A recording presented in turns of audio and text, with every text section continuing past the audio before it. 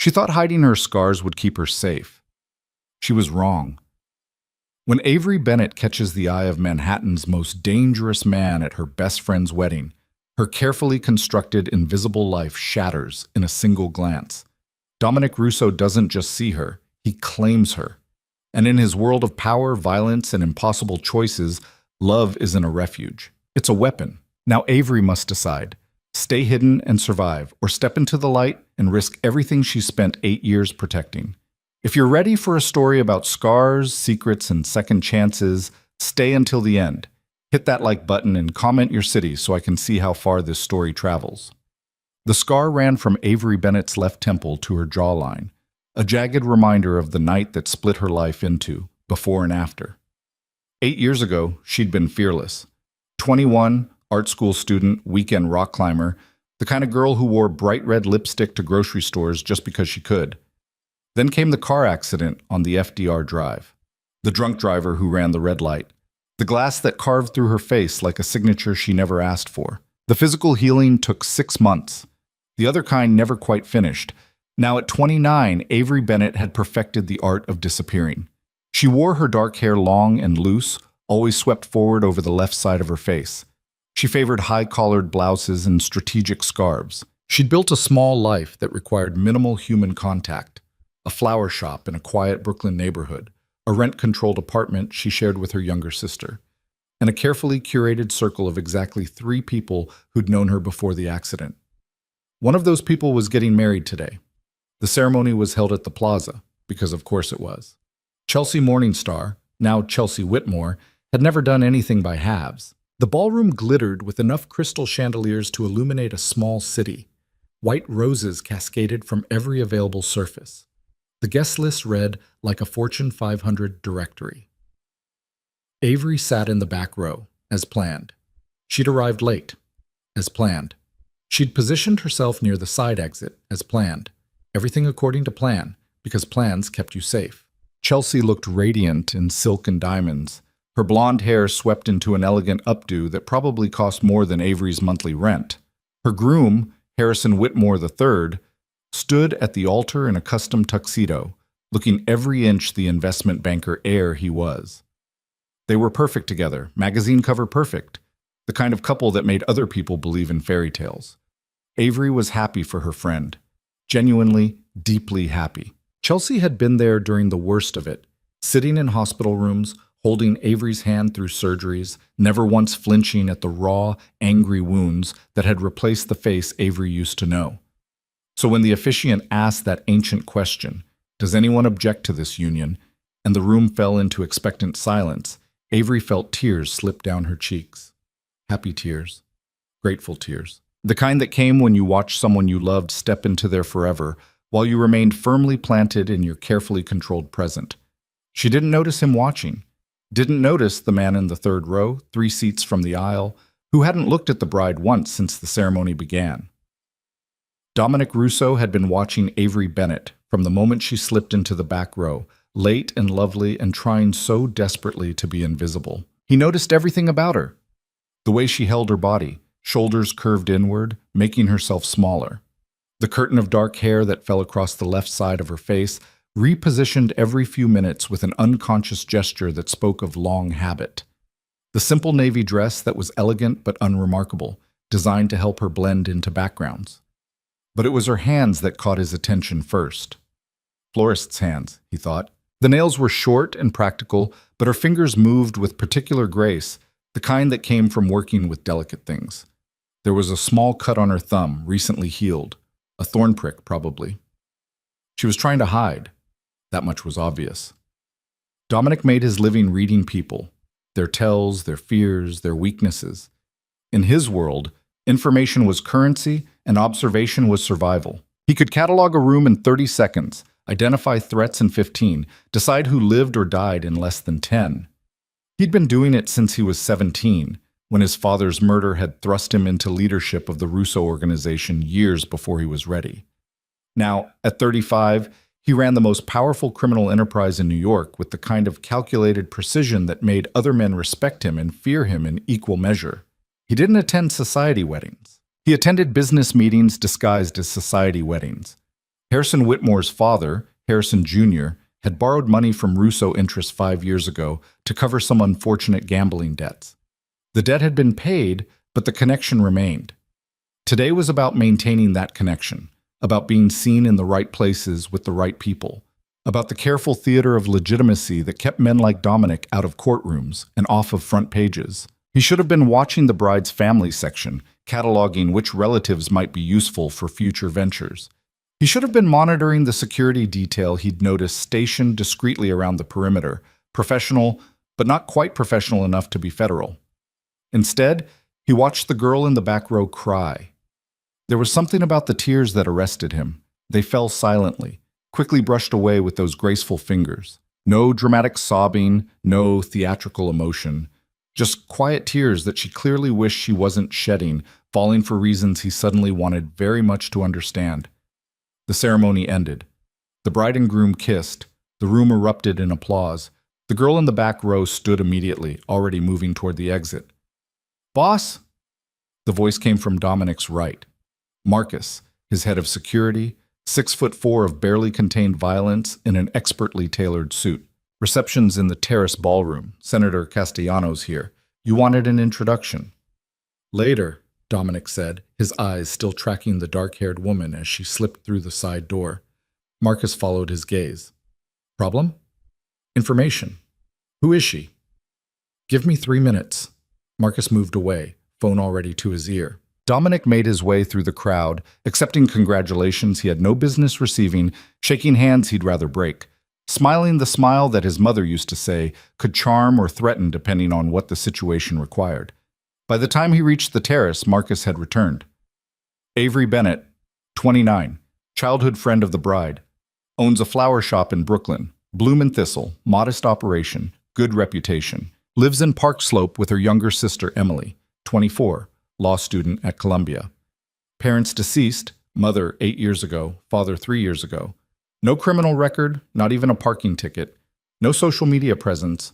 No romantic relationships on record." Dominic processed the information quickly. "The flowers for this wedding?" "Contracted through Elegance and Bloom, the bride's preferred vendor. But according to the wedding planner I just spoke with, the bride insisted her childhood friend personally design the bridal bouquet and the centerpieces for the family tables. So she had talent, connections, and she was deliberately keeping herself small." 8 years ago, Dominic said. "What happened 8 years ago?" Marcus was already pulling it up. "Car accident on the FDR. Drunk driver, T-bone collision, mother killed instantly. Avery Bennett sustained significant facial injuries, multiple surgeries. The other driver served 18 months. Understanding clicked into place. The hair, the positioning, the invisibility. Dominic found her on the far end of the terrace, partially hidden behind a marble column, looking out at Central Park. The reception was in full swing inside. Champagne flowing, orchestra playing, the beautiful people doing what beautiful people did. Out here, the late afternoon sun turned the park into copper and gold. The air still held the last warmth of September. She stood with her arms wrapped around herself, despite the warmth, still trying to be small. He approached slowly, deliberately making noise so he wouldn't startle her. "The centerpieces are exceptional," he said, stopping a respectful distance away. "Particularly the way you incorporated autumn branches with the roses. Most people would have gone predictable. You went bold." She turned, and he got his first clear look at her face. The scar was significant, a pale line that pulled slightly at the corner of her left eye, traveled down her cheek, and ended at her jaw. The surgeons had done good work, but some things couldn't be fully erased. What struck him wasn't the scar. It was everything else. She had the kind of face that stayed with you, dark eyes that held intelligence and wariness in equal measure, sharp cheekbones, a mouth that looked like it might know how to smile even if it wasn't smiling now. She was beautiful in a way that had nothing to do with symmetry and everything to do with presence. "Thank you," she said, her voice quiet but steady. "I didn't realize anyone noticed." "I noticed things," Dominic said. "It's a professional hazard." "What profession is that?" "Complicated." A ghost of something, amusement maybe, crossed her face. "That's not an answer." "No," he agreed. "It's not." They stood in silence for a moment. Inside, someone laughed too loudly. The orchestra shifted into something classical and forgettable. "You're Dominic Russo," she said finally. It wasn't a question. "You know who I am? Chelsea pointed you out earlier, said you were an important business associate of Harrison's father." She paused. She didn't say what kind of business. The complicated kind. This time she definitely almost smiled. "You use that word a lot." "It's accurate a lot." Another silence, but this one felt different, less careful. "I should go back inside," Avery said, but she didn't move. "Should you?" Dominic asked. "Or do you want to?" "Those aren't always the same thing." "No," he said. "They're not." She looked at him then, really looked at him, and Dominic had the strange sensation of being catalogued the way he catalogued others. Being read, being seen. Most people looked at Dominic Russo and saw power, money, danger, the sharp suit and sharper eyes, the controlled violence that hummed beneath his surface like electricity through a wire. This woman looked at him and saw something else. He wasn't sure what, but he wanted to know. "Why did you cry?" he asked. The question surprised them both. "I'm sorry?" "During the ceremony. You cried. Why?" Color touched her cheeks. "That's a strange question to ask a stranger." "We're not strangers," Dominic said. "We're two people hiding on a terrace while a party happens without us. That makes us something." She studied him for a long moment, then quietly, "I cried because Chelsea was so happy. Because she deserves to be happy. Because watching someone you love step into their forever when you—" She stopped, shook her head. "Never mind, it doesn't matter." "When you what?" "When you're still trying to figure out your right now," she finished. Dominic understood that better than she knew. His entire life was built on control because chaos had taken everything once. The night his father died, the night he watched his uncle betray the family and put a bullet in the man who'd raised him, that night had taught him that the only way to survive was to never let the universe call the shots again. Control the chaos, or the chaos controls you. "Chelsea's lucky to have a friend who loves her that much," he said. "I'm the lucky one," Avery replied. "She stayed when most people left."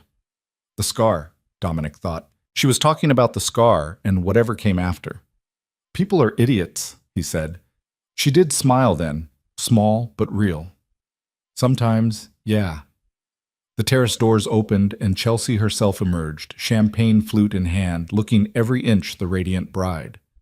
"There you are!" She swept toward Avery, her dress a cloud of silk and tulle. "I've been looking everywhere for you. You disappeared."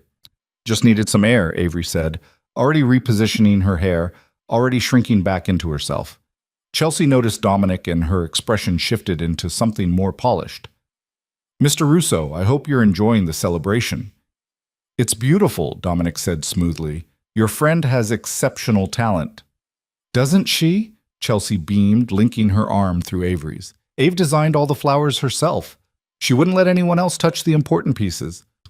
"I'm not surprised," Dominic said, keeping his eyes on Avery. "Clearly she brings that kind of care to things that matter."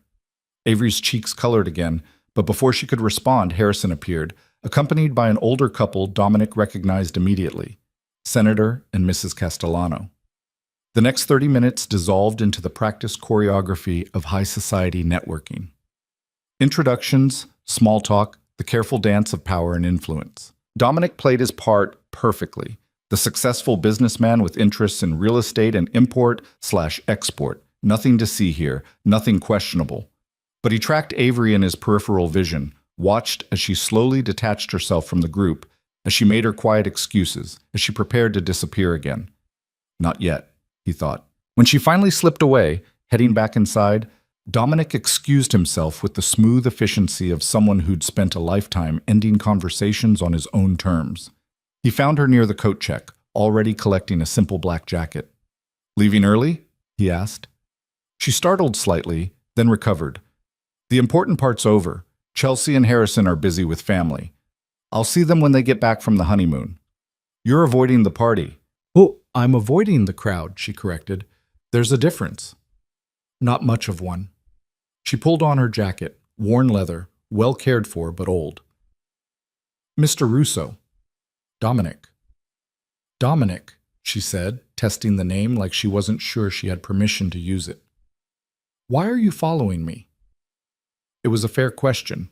He should let her go, should return to the reception and the senator and the careful maintenance of his legitimate facade. Instead, he said, "Have dinner with me." "What?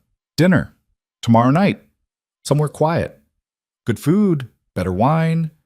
No crowds?" She stared at him like he'd just suggested they rob a bank. "I don't even know you. That's why people have dinner, to get to know each other." "I don't—" She stopped, struggling for words. "I don't do this." "This? Dinner with strangers, dating, any of it." "Why not?" The question clearly caught her off guard. She gestured vaguely at herself, at the scar, at the universe. "I think that's obvious." "It's not obvious to me," Dominic said. "What I see is a talented, intelligent woman who designed half this wedding, who makes her best friend cry happy tears, who said something earlier about trying to figure out her right now. I'd like to have dinner with her. What's obvious about saying no to that?" Avery opened her mouth, closed it, looked at him like he'd just spoken a language she didn't understand. "I need to go," she said finally. "That's not an answer." "It's the only answer I have right now." She turned and walked toward the elevators. Her shoulders curved inward again, making herself small. Dominic let her go, but he memorized everything. The way she moved, the almost smile, the intelligence in those dark eyes. "Bloom and Thistle," Marcus had said. Brooklyn. Tomorrow was Sunday. Flower shops did good business on Sundays. Marcus appeared at his shoulder. "Problem?" "No," Dominic said, still watching the elevator doors close. "Possibility. Boss, you want me to look into her more thoroughly?" "No, I'll handle this myself." Marcus knew better than to argue when Dominic used that tone. The Castellano introduction went well. He's interested in discussing the waterfront development project. Business, territory, the carefully orchestrated empire that demanded his attention every waking hour. But for the first time in longer than he could remember, Dominic found himself thinking about something, someone else. Sunday morning came wrapped in the kind of perfect September weather that made New Yorkers forget they lived in a concrete jungle. Clear skies, warm sun, air that smelled like possibility. Avery opened Bloom and Thistle at 7 a.m., same as always. Sundays were busy, bouquets for brunches, apology flowers for Saturday night mistakes, arrangements for family dinners and first dates, and all the small moments that people marked with blooms. She loved her shop, loved the smell of fresh flowers and earth, the riot of colors that greeted her every morning, the quiet satisfaction of creating something beautiful from stems and petals and careful attention. The shop itself was small but perfectly formed, a corner location in Park Slope with big windows that let in good light. She'd painted the walls a soft cream, installed reclaimed wood shelving, and filled every available surface with flowers. Roses and lilies, sunflowers and orchids, seasonal branches and exotic imports. It was her sanctuary, her safe place. The one thing in her life that was entirely, completely hers. She was rearranging the window display when the door chimed. "We're open," she called, not looking up from the sunflowers she was positioning. "Good to know." That voice. Smooth, controlled, unmistakable. Avery turned so fast she nearly knocked over a vase. Dominic Russo stood in her doorway, looking utterly out of place and completely at ease. He wore dark jeans and a black sweater, expensive but casual, his hair slightly mussed like he'd actually run his fingers through it instead of letting some stylist perfect it. He looked less like a businessman and more like trouble. "What are you doing here?" The question came out sharper than she intended. "Buying flowers," he said, closing the door behind him. "That's what one does in a flower shop, isn't it?" "How did you find me?" "You told Chelsea you owned Bloom and Thistle. She told me where it was."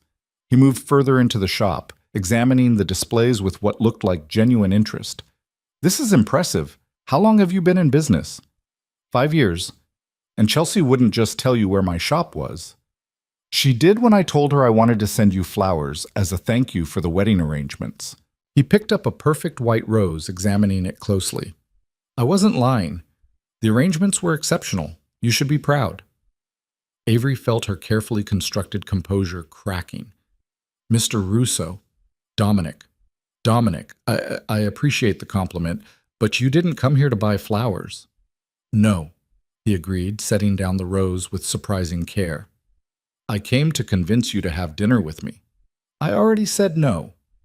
You said you needed to go. That's different than no. It was meant as no. Was it?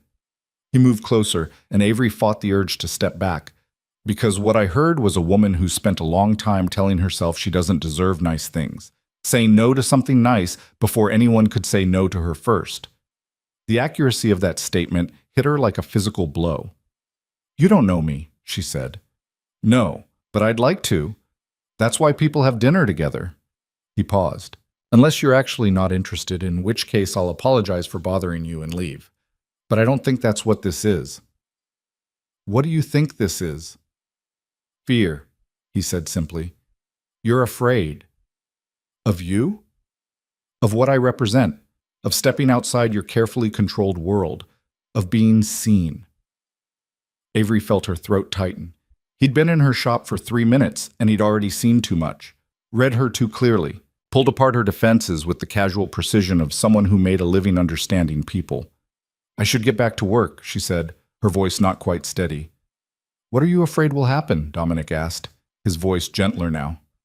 Worst case scenario. We have dinner, we don't connect, we both move on with our lives. Best case scenario, you have a good meal and interesting conversation with someone who finds you fascinating. Why? The question burst out before she could stop it. Why me? You could have dinner with anyone. You could... She gestured at herself, at her hidden face, at her small shop and smaller life. Why would you want to have dinner with me? Dominic looked at her for a long moment. Then he said something she didn't expect. 8 years ago, I watched my father die. Someone I trusted put a gun to his head and pulled the trigger while I was forced to watch. I was 17. In one night, I went from being a kid with a future to being the head of an organization I wasn't ready to lead, surrounded by people who wanted me dead or wanted to use me. Avery froze, the confession hanging between them like something fragile. I survived by learning control, Dominic continued, by making myself untouchable, by never letting anyone see weakness or uncertainty. I built walls so high that I forgot what it felt like to want something just because I wanted it, not because it served some strategic purpose. He took a step closer. Then yesterday, I watched you cry at a wedding. Really cry. Not performance tears, but real ones. And I watched you try to hide them, try to hide yourself, try to take up as little space as possible. And something in me recognized something in you. Two people who've spent a long time building walls, standing on opposite sides of a terrace. Avery couldn't breathe, couldn't look away. So why you? Dominic said. Because for the first time in 8 years, I saw someone and thought about something other than control and strategy and survival. I thought about possibility, and I'd like to explore that if you'll let me. The shop fell into silence. Outside, Brooklyn hummed with Sunday morning life. Inside, Avery Bennett stood at a crossroads she didn't know existed 5 minutes ago.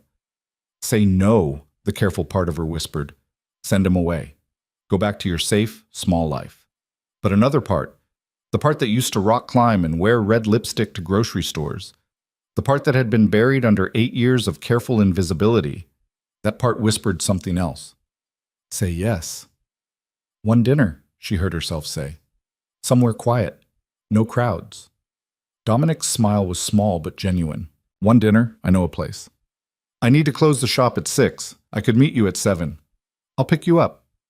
I'll meet you, Avery said firmly. Where? He pulled a card from his pocket, thick, expensive paper with minimal text, just a name and phone number. Text me your address. I'll send you the location. She took the card, their fingers brushing for just a second. This doesn't mean... It means you said yes to dinner, Dominic interrupted gently. Nothing more, nothing less. Whatever happens after that is up to you. He headed for the door, then paused. Avery? Yes?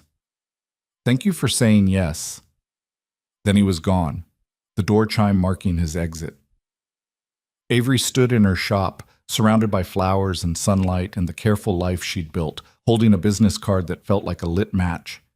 Her phone buzzed. A text from Chelsea. OMG, did Dominic Russo really just come to your shop? He texted asking for the address, and I thought he was serious about sending flowers, but then he went there? Call me immediately.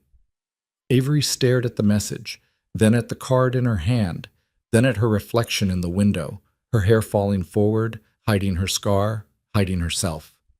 Before she could overthink it, she pulled her hair back, looked at her full face in the glass. The scar caught the morning light, pale against her skin. She looked like someone who'd survived something. Maybe it was time to start living like it. She pulled out her phone and texted the number on the card.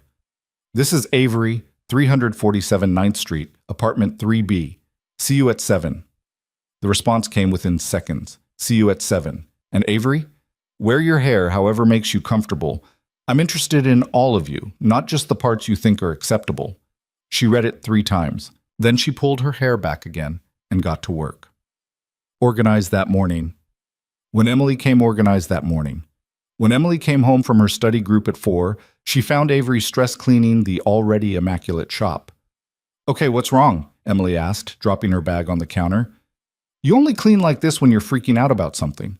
Avery looked at her sister, brilliant, fearless Emily, who'd been 16 when the accident happened and had somehow managed to grow into this spectacular human despite everything. Law school at Columbia. Top of her class. The future burning bright in front of her. "I have a date," Avery said. Emily's eyes went wide. "I'm sorry, what?" "A date. Tonight. At 7. "A date? You. Tonight." Emily processed this like it was a complex legal argument. "With who?" "Dominic Russo."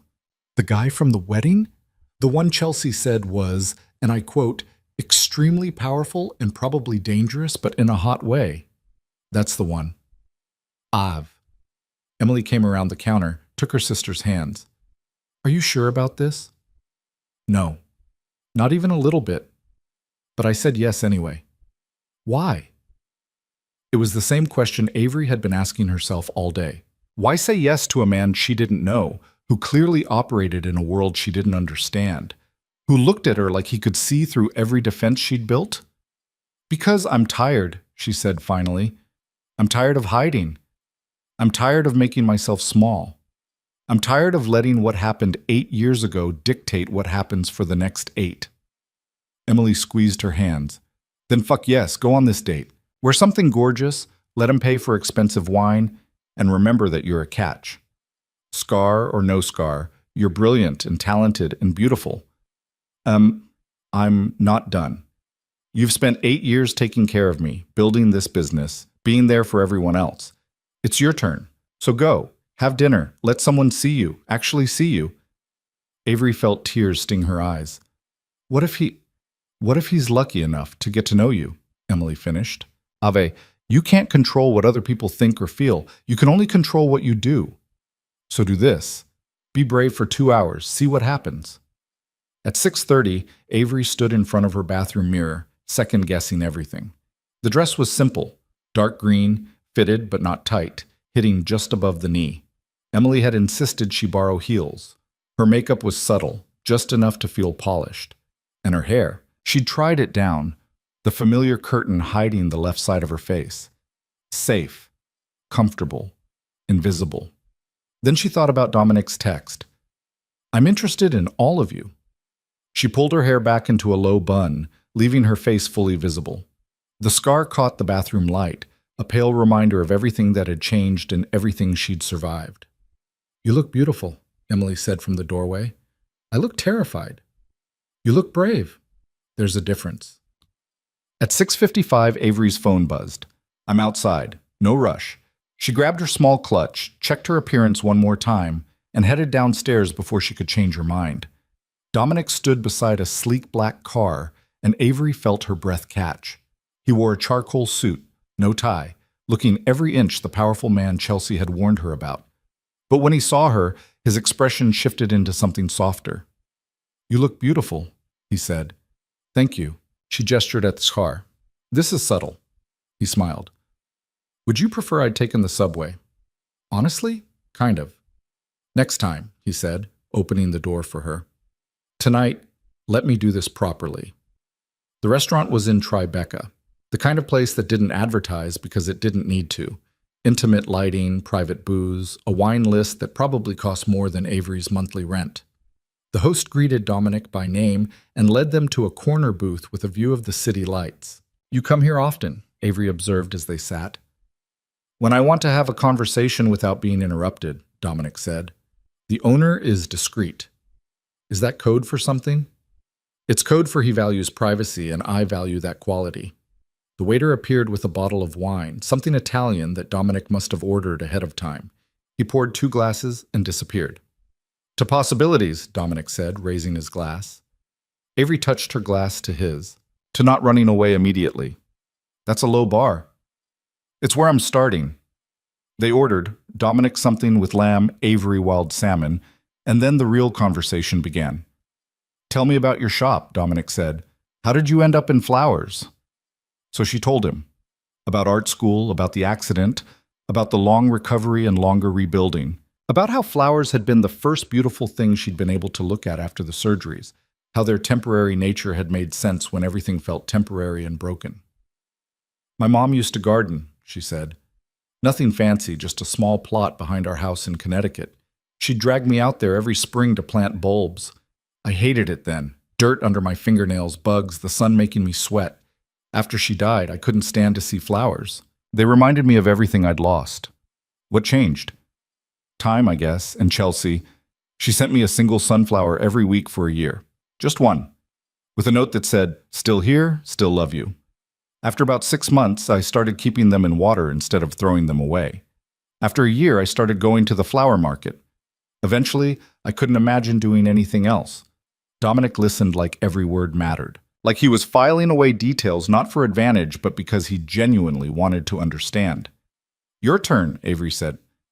"Tell me about your complicated business." His expression shifted, not closed exactly, but more careful. "What do you want to know?" "The truth.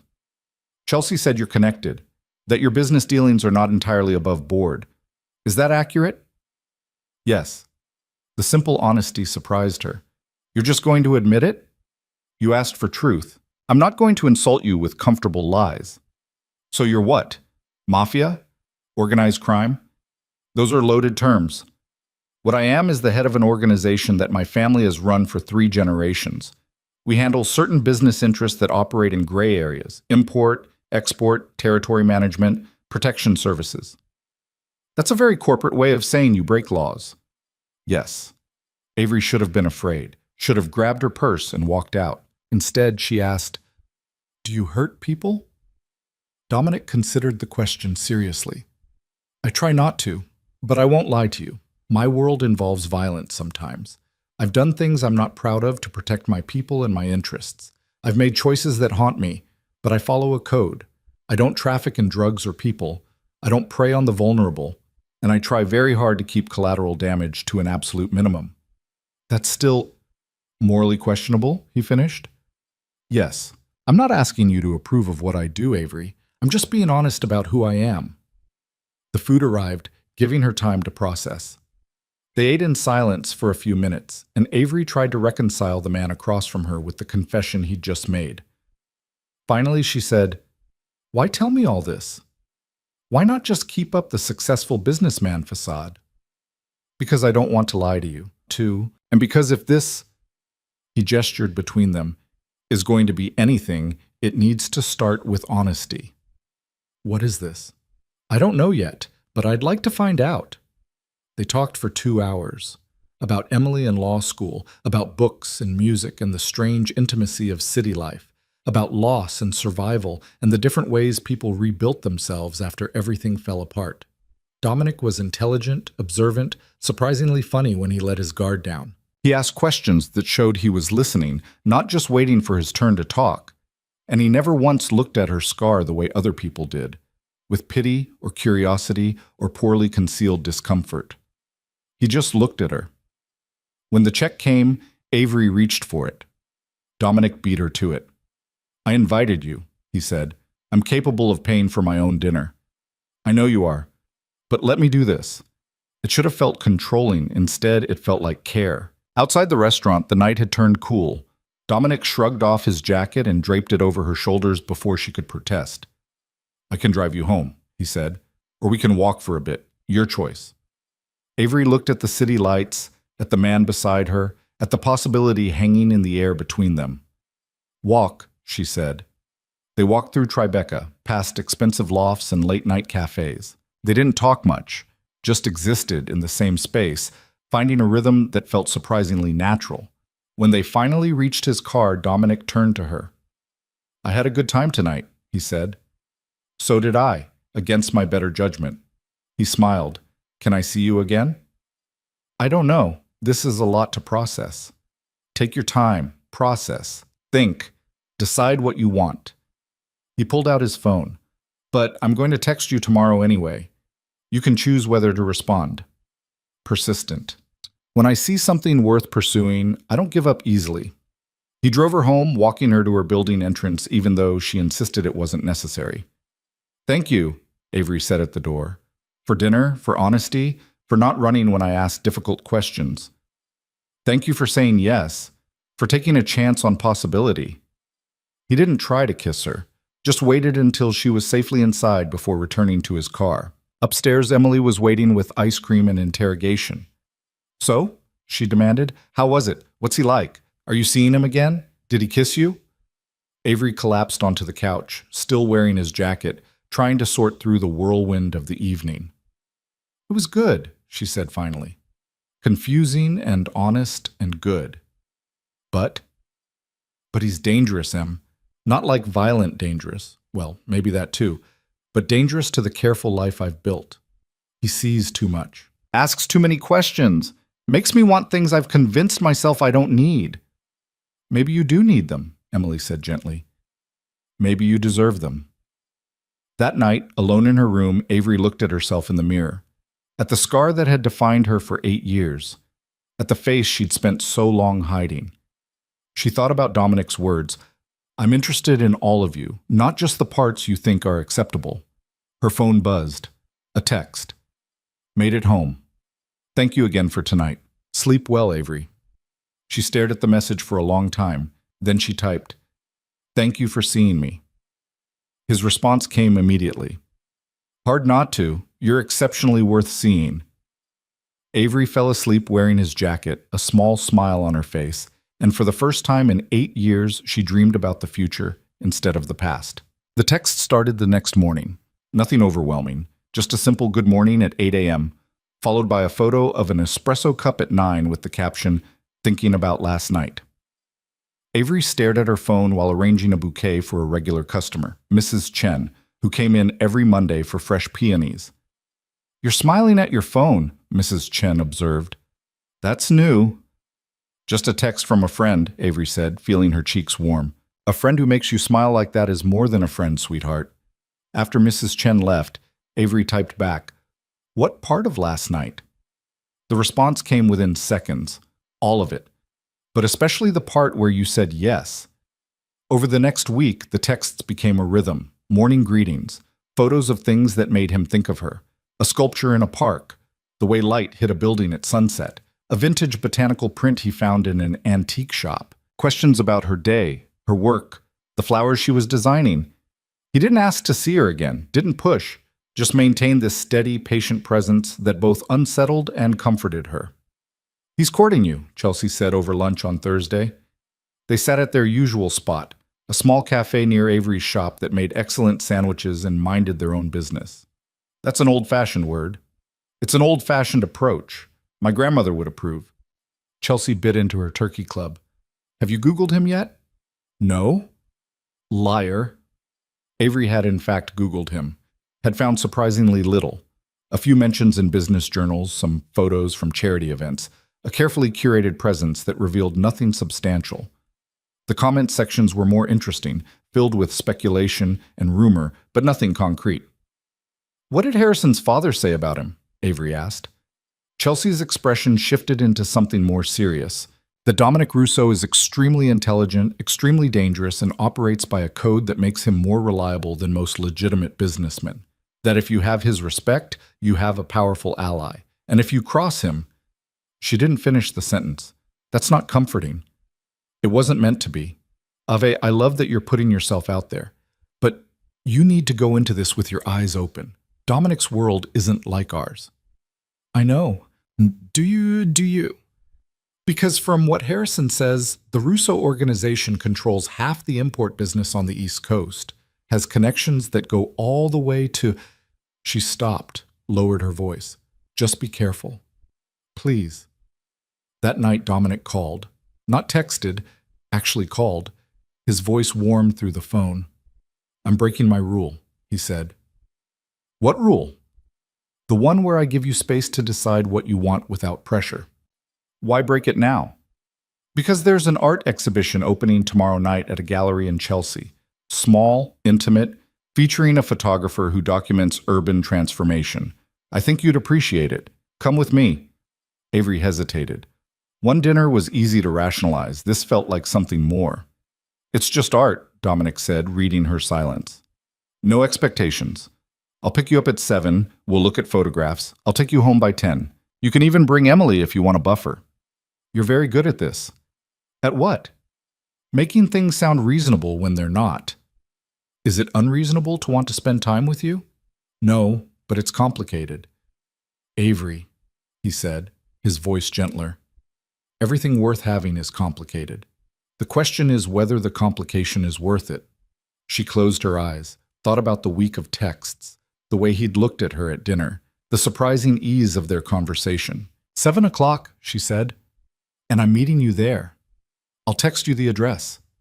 The gallery was in a converted warehouse, all exposed brick and industrial lighting.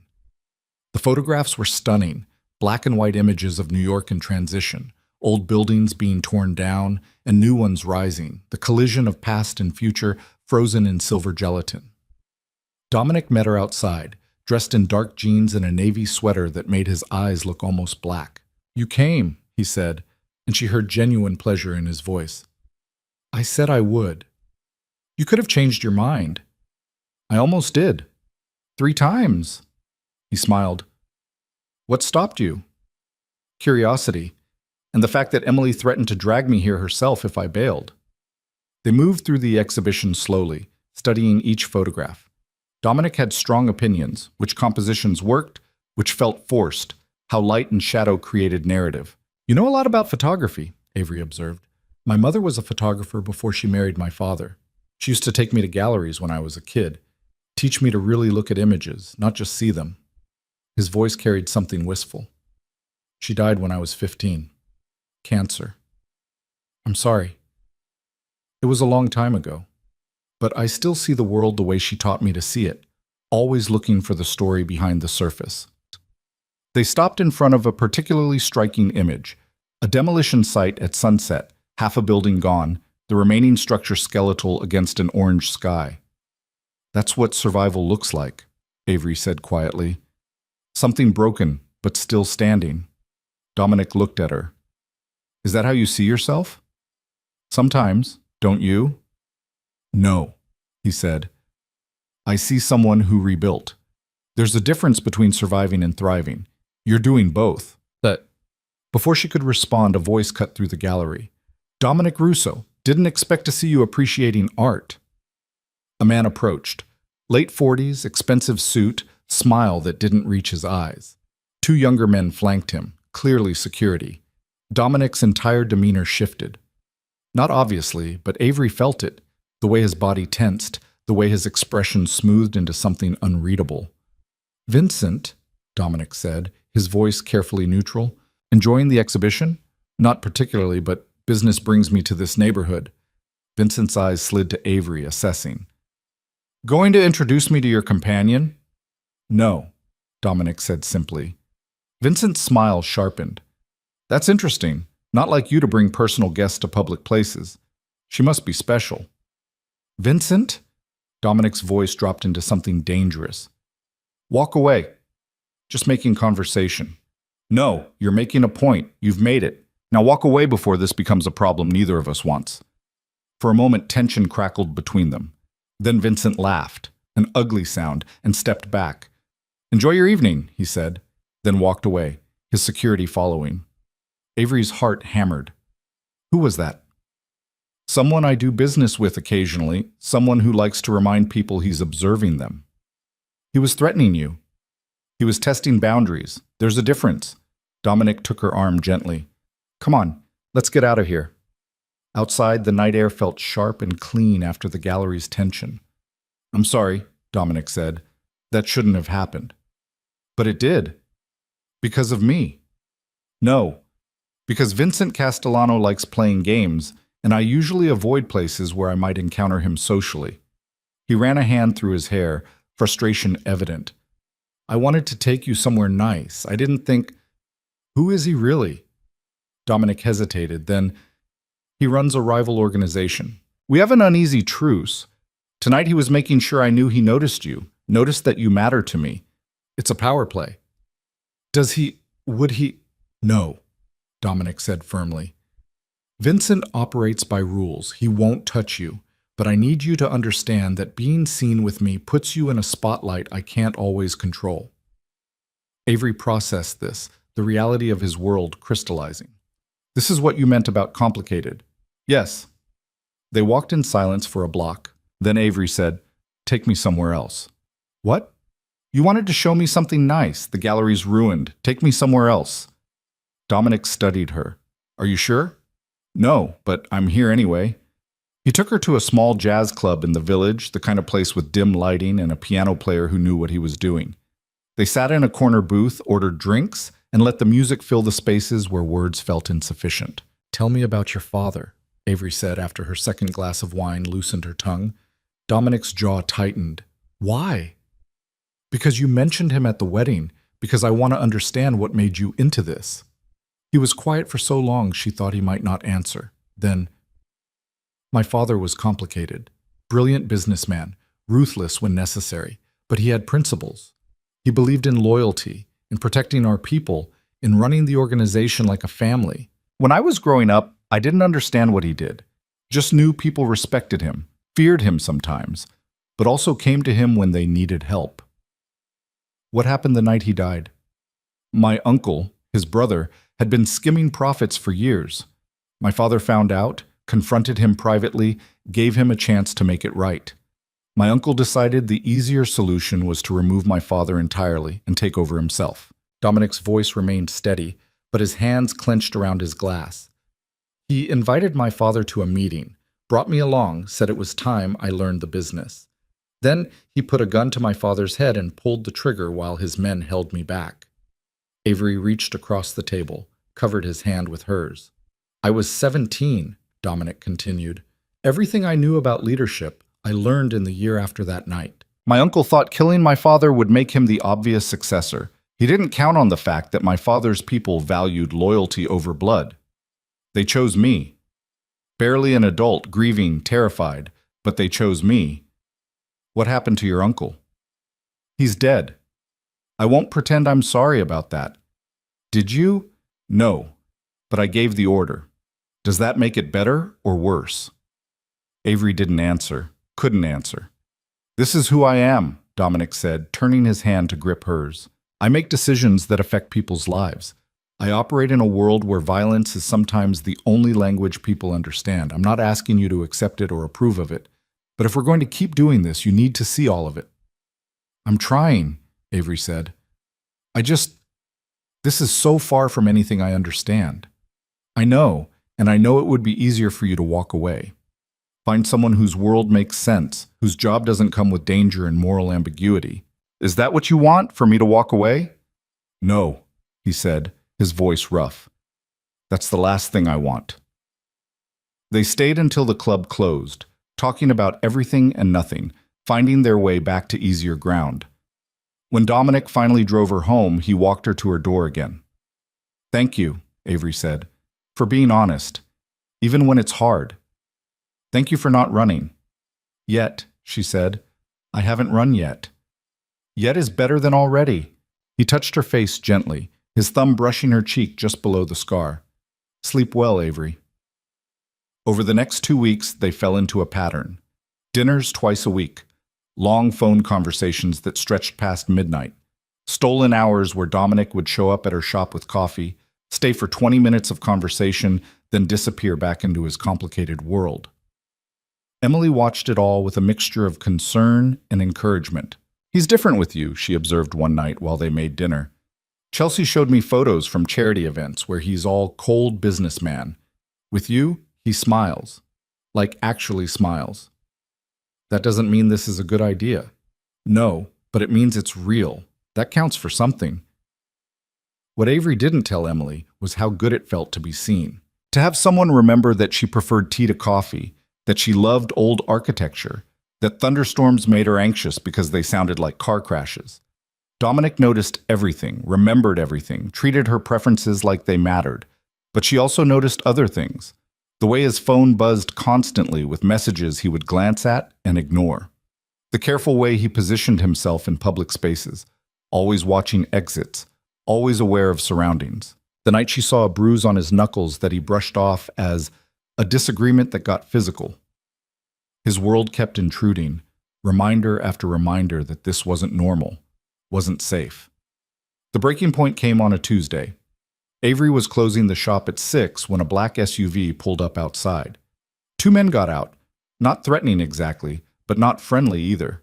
The taller one approached the door. "Avery Bennett?" Her heart stopped. "Who's asking?" "We work with Dominic Russo. He asked us to pick you up." "Why?" "There's a situation. He'll explain, but we need to go now." Every instinct screamed danger, but something in the man's voice, urgent but not aggressive, made her grab her purse. They drove in silence to a building in Manhattan's financial district. Marcus met her in the lobby, his expression grim. "What's happening?" Avery demanded. "Where's Dominic?" "Upstairs, there's been—" He paused, choosing words carefully. "A complication. He wanted you somewhere safe." "Safe from what?" "Come on." He led her to a penthouse apartment, sleek, minimally furnished, clearly a safe house more than a home. Dominic stood by the window, phone pressed to his ear, speaking rapid Italian. When he saw her, relief flooded his face. He ended the call and crossed to her in 3 strides. "Are you all right?" His hands framed her face, checking for injuries that weren't there. "I'm fine." Confused and slightly terrified, but fine. "What's going on?" Dominic exchanged a look with Marcus, who quietly left the room. "There was an incident this afternoon," Dominic said carefully. "A rival faction, not Vincent's people, someone smaller and stupider, decided to make a move on some of my territory. The situation escalated. There was concern that they might try to leverage people I care about. Understanding hit her like cold water. They were going to come after me. We didn't know for certain, but I wasn't taking chances. So you just had your people pick me up? Without warning? Without asking?" "There wasn't time, There's always time for a phone call, Dominic." Her fear crystallized into anger. "You can't just send armed men to collect me like I'm a package. I was protecting you. By scaring me half to death? By making decisions about my safety without consulting me?" They stared at each other, the tension sharp between them. Finally, Dominic said, "You're right. I should have called. Should have explained. When Marcus told me there might be a threat, all I could think about was getting you somewhere safe. I'm not a child. I'm not some fragile thing that needs to be managed. I know that. Do you? Because right now it feels like you made a unilateral decision about my life without considering that I might want a say in it." Dominic ran both hands through his hair, frustration evident. "This is new for me. Caring about someone who isn't part of this world. Someone I can't just order around or protect through force. I'm trying to figure out how to keep you safe while respecting your autonomy. And I'm clearly not doing a great job." Some of Avery's anger deflated. "What happened? Is the situation resolved?" "For now, the people who made the move have been dealt with. But Avery—" He moved closer, his voice dropping. "This won't be the last time. As long as you're connected to me, there will be people who see you as a weakness they can exploit. So what are you saying?" "I'm saying you need to decide if this is worth it." "If I'm worth it?" "Because I can protect you, but I can't make your life normal. I can't promise there won't be nights like this, moments of fear, complications you never asked for." Avery looked at him, this complicated, dangerous man who brought her coffee and remembered her preferences and looked at her like she was the most fascinating thing he'd ever seen. "I need to think," she said finally. "Of course. Marcus will take you home whenever you're ready. I've posted security outside your building just until we're certain—" "No." "Avery, no security at my building. You don't get to make that decision for me. If I'm in actual danger, we'll discuss it, but I won't live in a cage, even a comfortable one." Dominic looked like he wanted to argue. Instead, he nodded. All right, but please let Marcus drive you home. And keep your phone on. If anything feels wrong, I'll call. I promise. The drive back to Brooklyn was quiet. Marcus didn't try to make conversation, and Avery was grateful. She needed to think, needed to process what had just happened. Emily was waiting when she got home, alerted by the security detail that had briefly appeared and then vanished. What the hell happened? Emily demanded. Avery told her everything. The pickup, the safe house, the argument, Dominic's admission that this would be her life if she stayed with him. So what are you going to do? Emily asked when she finished. I don't know. Part of me wants to run as fast as I can, but another part wants to stay. Is that crazy? Emily was quiet for a moment. Then, remember when I was applying to law schools?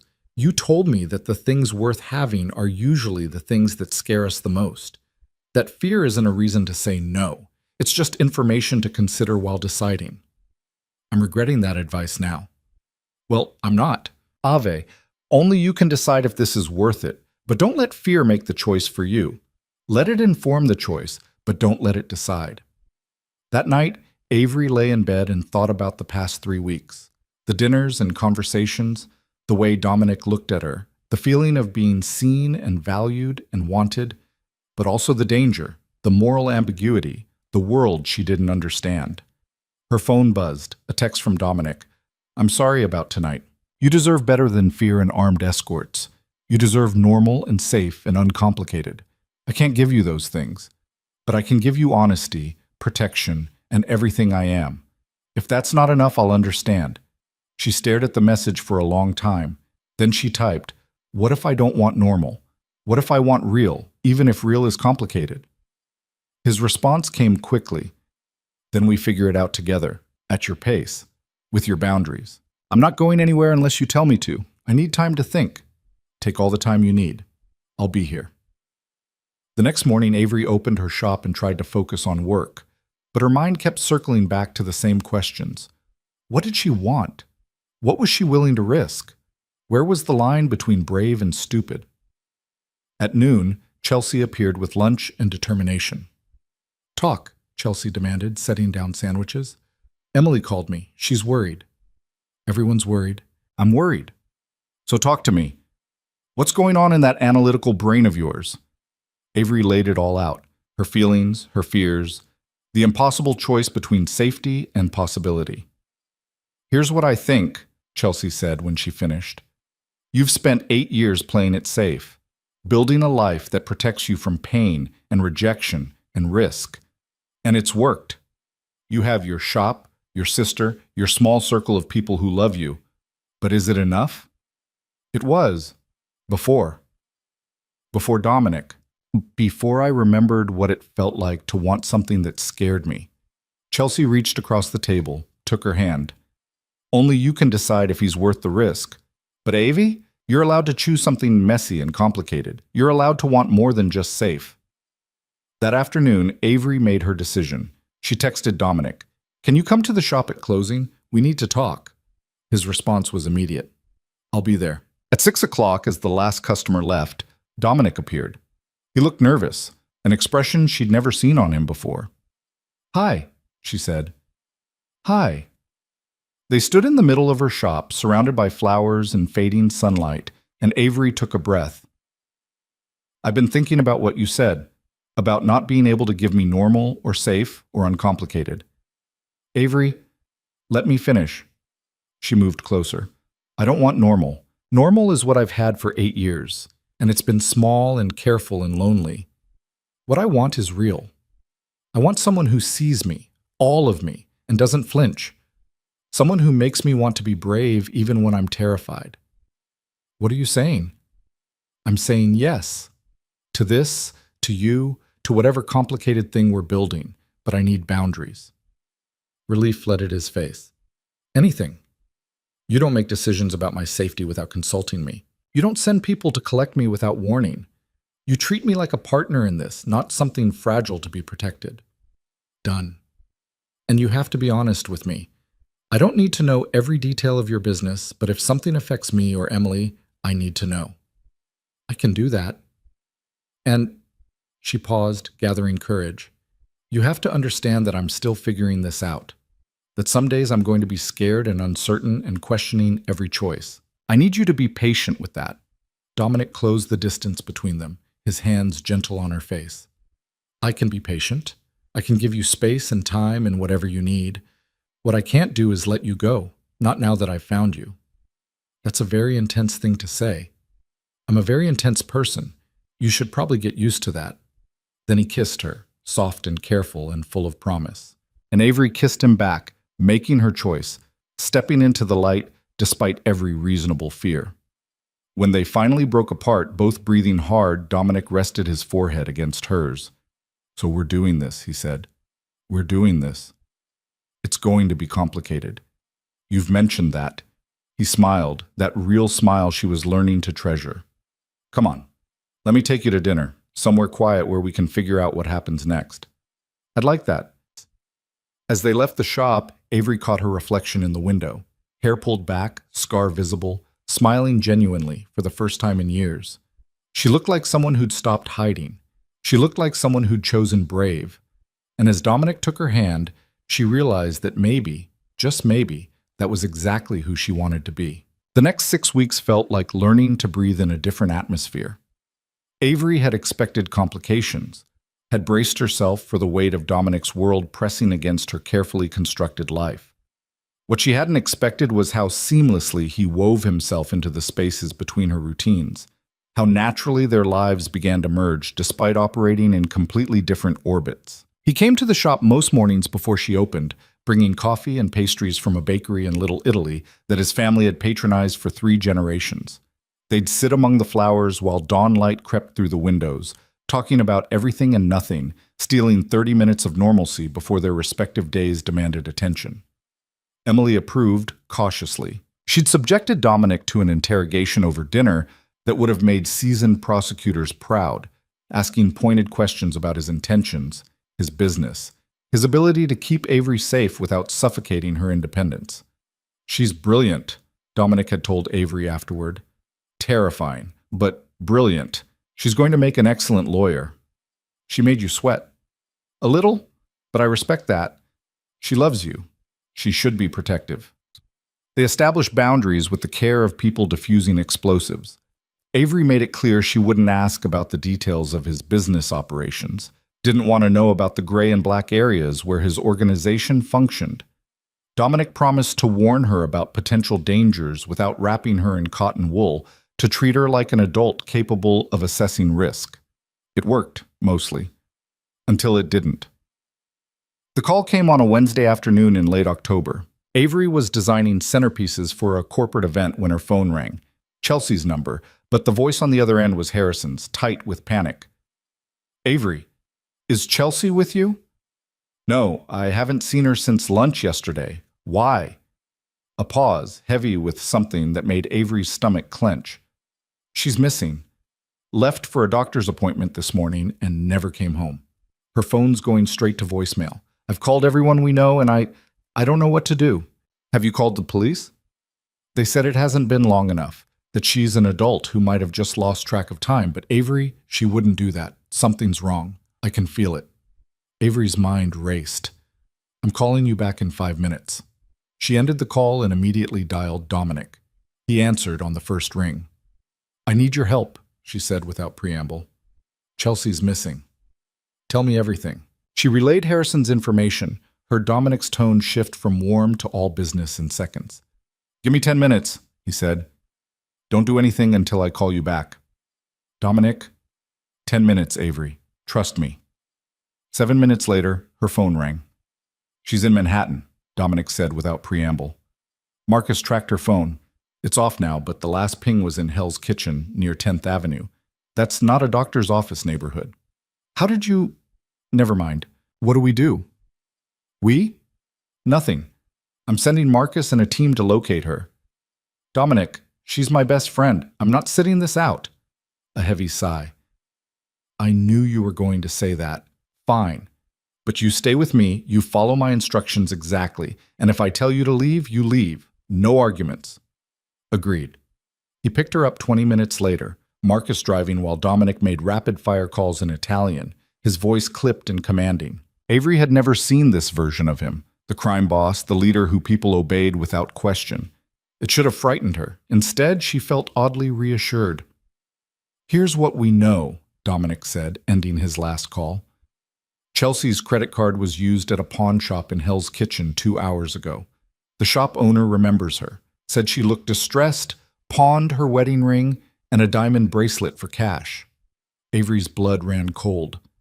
Chelsea would never pawn her wedding ring, not voluntarily. "That's what I thought. Marcus?" "Already there, boss. Shop owner's being cooperative." They pulled up to a dingy storefront wedged between a laundromat and a bodega. Marcus stood outside with 2 other men and a nervous-looking man in his 50s who kept glancing at Marcus like he might be devoured. "Mr. Chen," Dominic said, his voice perfectly polite and absolutely terrifying. "Thank you for your cooperation. Tell us exactly what happened." Chen spoke rapidly, his hands shaking. "The lady came in around 11, said she needed cash fast, no questions. She was crying, kept looking at her phone, pawned the ring and bracelet for $800, way under value, but she insisted. Then she left in a cab heading west." "Did she say why she needed the cash?" "No, but she was scared. Really scared." Dominic pulled out his phone, showed Chen a photo. "Was she with anyone? Did you see anyone following her?" "No, she was alone. But when she left, a black sedan pulled out after the cab.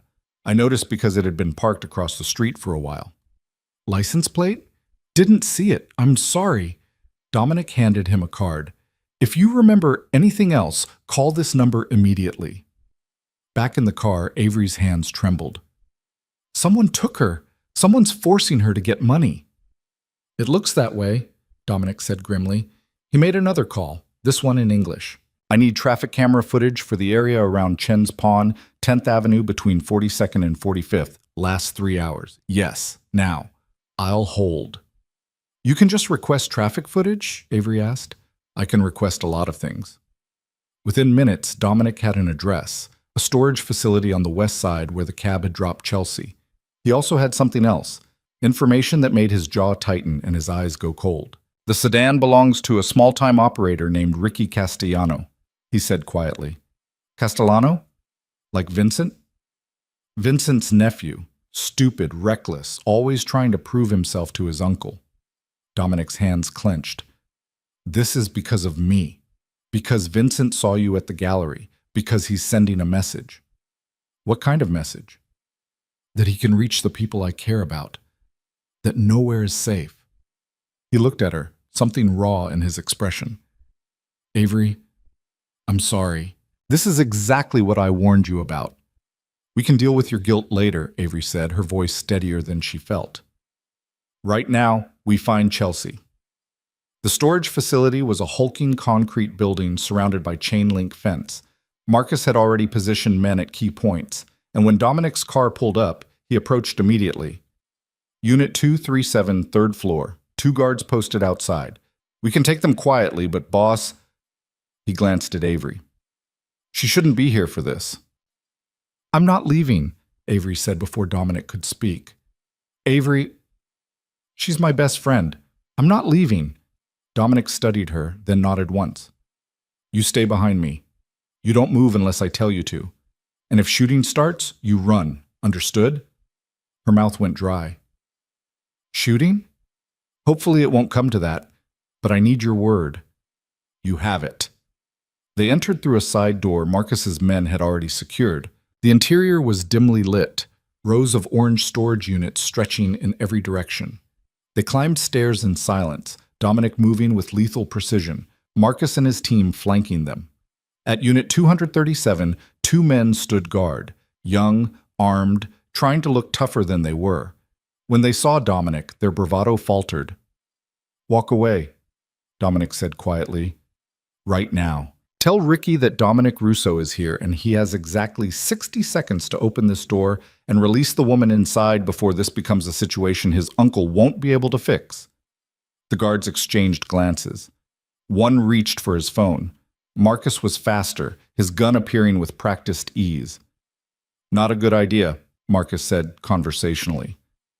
The door opened from inside. A man emerged, mid-20s, expensive jacket, cocaine confidence in his eyes. Ricky Castellano. "Russo," he said with a smirk. "Didn't think you'd find us this fast." "Where is she?" "The pretty blonde?" "She's fine. Just having a conversation with my associate about some money her husband owes my uncle." Avery's sharp intake of breath made Ricky's eyes shift to her. His smirk widened. "And you must be the flower girl. Heard a lot about you. My uncle's very interested in—" He didn't finish the sentence. Dominic moved faster than Avery could track, had Ricky against the wall with a gun pressed under his chin before the younger man could blink. "You have 5 seconds to produce that woman unharmed," Dominic said, his voice dead calm. "After that, I stop being reasonable." "You wouldn't. My uncle. Your uncle is going to be very disappointed when he hears his nephew started a war over nothing. 4 seconds. It's not nothing. Harrison Whitmore owes us $50,000 for 3 seconds. Ricky's confidence cracked. "Fine. She's inside. She's fine. We just wanted the money." Dominic nodded to Marcus, who moved past them into the storage unit. Seconds later, he emerged with Chelsea, disheveled, mascara streaked, but alive.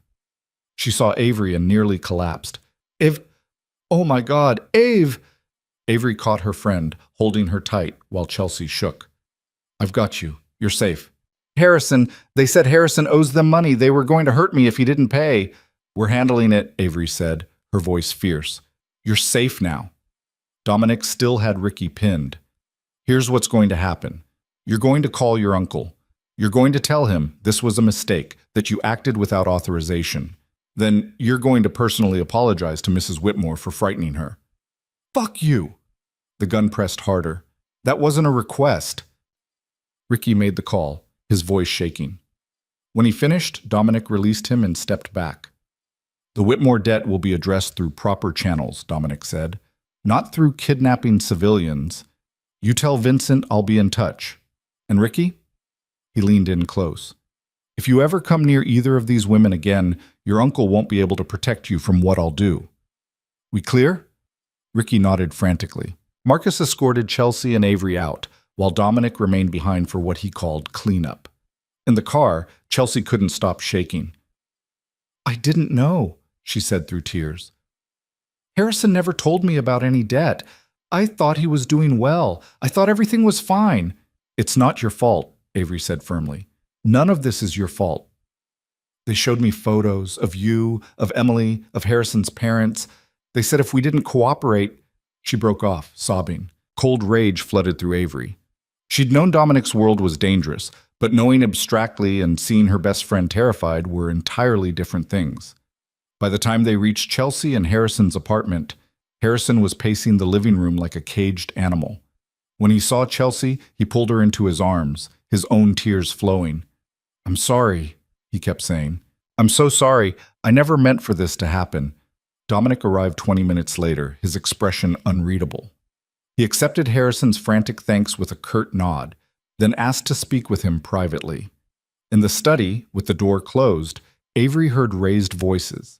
Harrison's defensive, Dominic's controlled but firm. When they emerged 15 minutes later, Harrison looked pale and chastened. "The debt is real," Dominic said to Avery and Chelsea. "Harrison borrowed money to cover some investment losses 6 months ago. He's been paying it back, but he fell behind on the schedule." "I thought I could catch up," Harrison said miserably. "I had a deal coming through, but it fell apart, and suddenly I was 2 months behind and they started making threats." "Why didn't you tell me?" Chelsea demanded. "I didn't want to worry you. I thought I could fix it myself." "By letting them terrorize me? By putting my friends in danger?" "Chelsea, no, Harrison. This is—" She looked at Dominic. "What happens now? Do they come back? Are we safe?" "You're safe," Dominic said. "I'm restructuring the debt. Harrison will make payments directly to my organization instead of Vincent's. No interest, reasonable schedule, and he's going to work off part of it through legitimate employment in one of my companies." "What?" Harrison looked stunned. "You have an MBA from Wharton and 5 years' experience in investment banking. I have several businesses that could use someone with your expertise. You'll work for me, earn a legitimate salary, and a portion of that salary will go toward the debt until it's cleared. Probably take you about 2 years." Why would you do that? Dominic glanced at Avery. Because the alternative is letting Vincent's people continue to see you as leverage. This way, you're under my protection. Anyone who touches you or your wife answers to me. Harrison sagged with relief. I don't know what to say. Say you've learned your lesson about going to loan sharks when you have financial problems. Say you'll be honest with your wife going forward, and say you'll show up Monday morning ready to work. Dominic's voice hardened. I'm offering you a way out, Harrison. Don't make me regret it. I won't, I swear. In the car afterward, Avery sat in silence while Dominic made more calls, tying up loose ends. When he finally ended the last one, she turned to him. You just hired someone to protect me, she said quietly. I hired someone because he has skills I can use and because keeping him close keeps you and Chelsea safer. It's practical. It's a massive financial hit. The interest alone on $50,000 over 2 years is irrelevant. He looked at her. You're not irrelevant. Your safety isn't irrelevant. I told you I'd protect you. This is what that looks like. You gave up money and power to keep me safe. I gave up nothing that matters. His hand found hers. Are you angry? No, She struggled for words. Overwhelmed and scared and grateful. And I don't know how to reconcile all of that. You don't have to reconcile it tonight. Tonight you just have to breathe. Back at her apartment, Emily was waiting with worry etched on her face. Avery filled her in on everything while Dominic stood by the window, giving them space but present. So Harrison works for Dominic now? Emily asked. Apparently. And Vincent Castellano knows you're important to Dominic? Seems that way. Emily looked at Dominic. How much danger is my sister in? Less than she was this morning, Dominic said honestly. Vincent now knows that touching Avery or anyone she cares about means war. He's ruthless, but he's not stupid. He won't risk his organization over a point he's already made. But other people might. Possibly, which is why I'm assigning security. No, Avery said immediately. Avery, we talked about this. No unilateral decisions about my safety. That was before someone kidnapped your best friend to send me a message. Dominic's control cracked slightly. I can't. I won't sit back and wait for something worse to happen. So what are you suggesting? Bodyguards following me everywhere? Cameras in my shop? That's not living. That's existing in a cage. It's temporary, just until things settle. And when do things settle in your world? Next month? Next year? Never? They stared at each other, the tension thick enough to cut. Emily cleared her throat. Can I make a suggestion? They both looked at her. Compromise. Dominic, you increase security around the building and the shop, but not intrusive stuff. Cameras, better locks, maybe someone monitoring from a distance. Avery, you take basic precautions. Check in regularly, vary your routine, stay aware of surroundings. Both of you stop trying to control things you can't control and focus on what you can. Dominic looked like he wanted to argue. So did Avery. But Emily's suggestion had the virtue of being reasonable. Fine, Avery said finally, but nothing that makes my customers uncomfortable. And I reserve the right to revoke permission if it feels suffocating. Agreed, Dominic said, but you actually have to follow the precautions, not just agree and then forget. I'm not a child. No, you're stubborn and independent, and I'm terrified something will happen to you because I brought you into this world. The honesty in his voice stopped her anger cold. Dominic, I've made a lot of choices in my life I'm not proud of, he continued, but the worst thing I could do is let something happen to you because I was too proud or too stupid to take proper precautions. Avery crossed to him, took his hands. Nothing happened to me. Chelsea's safe. Harrison's going to make this right. We're all okay. This time is all we have. We can't live our lives terrified of what might happen next. He pulled her close, his arms tight around her. I'm not used to caring about people who aren't part of this life. People who don't understand the risks, who aren't trained to handle threats. It's terrifying. Welcome to my world, Avery said into his chest. I've been terrified since our first dinner. That makes two of us. They stood like that for a long moment while Emily tactfully disappeared into her room. Stay tonight, Avery said quietly. Just stay. I don't want to be alone. Are you sure? No, but I'm asking anyway. He stayed, They didn't do more than hold each other while Avery processed the day's terror, while Dominic made quiet calls ensuring security measures were in place, while both of them tried to find equilibrium in a situation that had none. At some point, Avery drifted into uneasy sleep, and she woke to find dawn light creeping through her windows and Dominic still there, awake, watching her. "Did you sleep at all?" she asked. "Some. Mostly I've been thinking." "About?"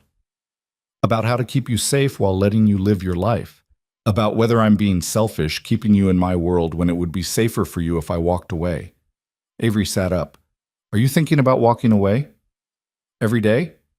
Every time something like yesterday happens, I think about how much easier your life would be without me in it." "Easier isn't the same as better, isn't it?" "No." She turned to face him fully. "Dominic, I'm not going to lie. Yesterday scared me. Seeing Chelsea terrified, knowing it happened because of your world, understanding that this could happen again, all of that is heavy. But you know what's heavier? The thought of going back to the life I had before you, small and safe, and so carefully controlled that nothing could hurt me because nothing could reach me. Avery, I'm not done. You made me want more, want bigger, want to step out of the shadows and actually live instead of just surviving. That's worth the complications. You're worth the complications.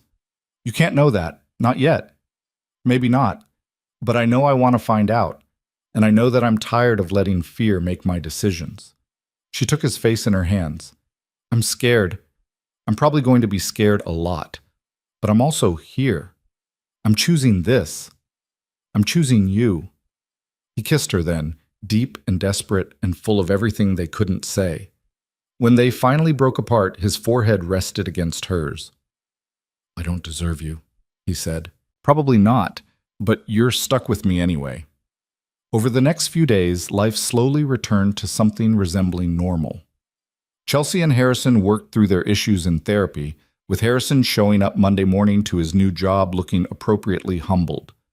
Marcus installed subtle security measures, upgraded locks, cameras positioned to monitor approaches but not intrude, a quiet presence that Avery barely noticed until she actively looked for it. Dominic was careful, checking in regularly but not smothering her, balancing his protective instincts with her need for independence. And Avery tried to settle into this new reality where danger was possible but not constant, where loving someone meant accepting risks she'd spent years avoiding. But in the quiet moments, sitting in her shop surrounded by flowers while Dominic brought her coffee, or walking through Brooklyn with his hand in hers, or lying in her bed while he told her stories about his mother, she found something she hadn't expected. Peace. Not the kind that came from control or careful avoidance, but the kind that came from choosing something real despite its complications. 2 weeks after Chelsea's ordeal, Harrison showed up at the shop during lunch. "I wanted to thank you," he said awkwardly, "for everything, for not judging me, for convincing Dominic to give me a chance, for being there for Chelsea when I failed her." "You didn't fail her," Avery said. "You made a mistake. You're fixing it. It's a big mistake. $50,000. $50,000 is nothing compared to losing her trust. Focus on rebuilding that." He nodded, looking younger than his 32 years. "Can I ask you something? About Dominic?" "Maybe. Is he as dangerous as people say?" Avery considered the question carefully. "He's dangerous when he needs to be. But he's also honorable in his way. He follows a code, he protects his people, and he keeps his word. That's more than I can say for a lot of people operating in legitimate businesses." "Chelsea says you're in love with him." The statement caught her off guard. We haven't. It's okay. I'm not judging. I just wonder how you reconcile it. The danger, the moral ambiguity, all of it." Avery was quiet for a moment. Then she said, "I spent 8 years hiding from everything that scared me. Hiding from people, from risk, from the possibility of rejection or pain. It worked. I was safe. But I was also lonely and small and so afraid of being hurt that I forgot how to actually live. Dominic reminded me what it feels like to want something despite the fear. To choose something because it matters, not because it's easy. But what if it goes wrong? What if someone gets hurt? Then someone gets hurt and we deal with it. But I'm done making decisions based on what might go wrong instead of what might go right." Harrison left looking thoughtful. and Avery went back to her flowers, those words echoing in her own head. Was she in love with Dominic? The thought terrified and thrilled her in equal measure. That night, Chelsea called. "Harrison told me what you said," she announced without preamble, "about choosing what matters over what's easy." I may have gotten philosophical. Ave, are you happy? Really happy? Avery thought about it, about morning coffee and midnight conversations, about the way Dominic looked at her like she was the most fascinating person he'd ever met, about feeling seen and valued and wanted despite every insecurity that screamed she wasn't enough. "Yeah," she said softly. "I think I am." "Then that's all that matters. Everything else is just noise." Later that week, Dominic took her to a small Italian restaurant in the Bronx where his grandmother used to take him as a child. They sat in a corner booth, sharing pasta and wine, and he told her stories about growing up in a world she could barely imagine. "My father used to say that power without purpose is just tyranny," Dominic said, twirling linguine. "That we had responsibilities to the people who depended on us, to the neighborhoods we operated in. He believed in something bigger than just making money." "Do you believe that?" "I try to. It's harder than it sounds. Balancing what's right with what's necessary, what's moral with what keeps people alive." He set down his fork. "But being with you makes me want to be better, to build something that's more than just territory and influence." "What does that look like?" "I don't know yet, but I'm starting to think about legitimate businesses, about transitioning away from the gray areas. It would take years, and it would be dangerous. People don't like change, and there are those who'd see it as weakness. But maybe it's possible. Because of me? Because of what you represent. A life that's bigger than just survival and control. A future that looks different than the past." Avery reached across the table, took his hand. "That's a lot of pressure to put on one person. I'm not putting it on you. I'm saying you make me want to be the kind of man who deserves you. That's different." Walking back to the car, Dominic pulled her into a dark doorway and kissed her like he was memorizing the taste of her, the feel of her, the moment itself. "What was that for?" she asked breathlessly. "For choosing me. For staying. For making me believe that there might be more to life than just the next crisis or the next power play." "Dominic, I'm falling for you, Avery. I probably shouldn't tell you that. It's too soon, too much pressure, too many complications. But I need you to know, I'm falling and I don't want to stop." Her heart hammered against her ribs. She should be careful, should protect herself, should slow this down before it became too much to walk away from. Instead, she said, "Good, because I'm falling too." They stood in that doorway while the city hummed around them, two people from different worlds choosing each other despite every reason not to, and for the first time since the accident 8 years ago, Avery felt like she was exactly where she was supposed to be, for a funeral service. When Chelsea burst through the shop door, her face flushed with distress. "Ava, I need to talk to you, now." Avery set down her shears, concern immediate. "What's wrong? Is it Harrison?" "Yes. No, I mean..." Chelsea pressed her hands to her face. "He's in trouble again. Different kind of trouble this time." They sat in the small office at the back of the shop, and Chelsea pulled out her phone with shaking hands. "Harrison's been getting threats," she said.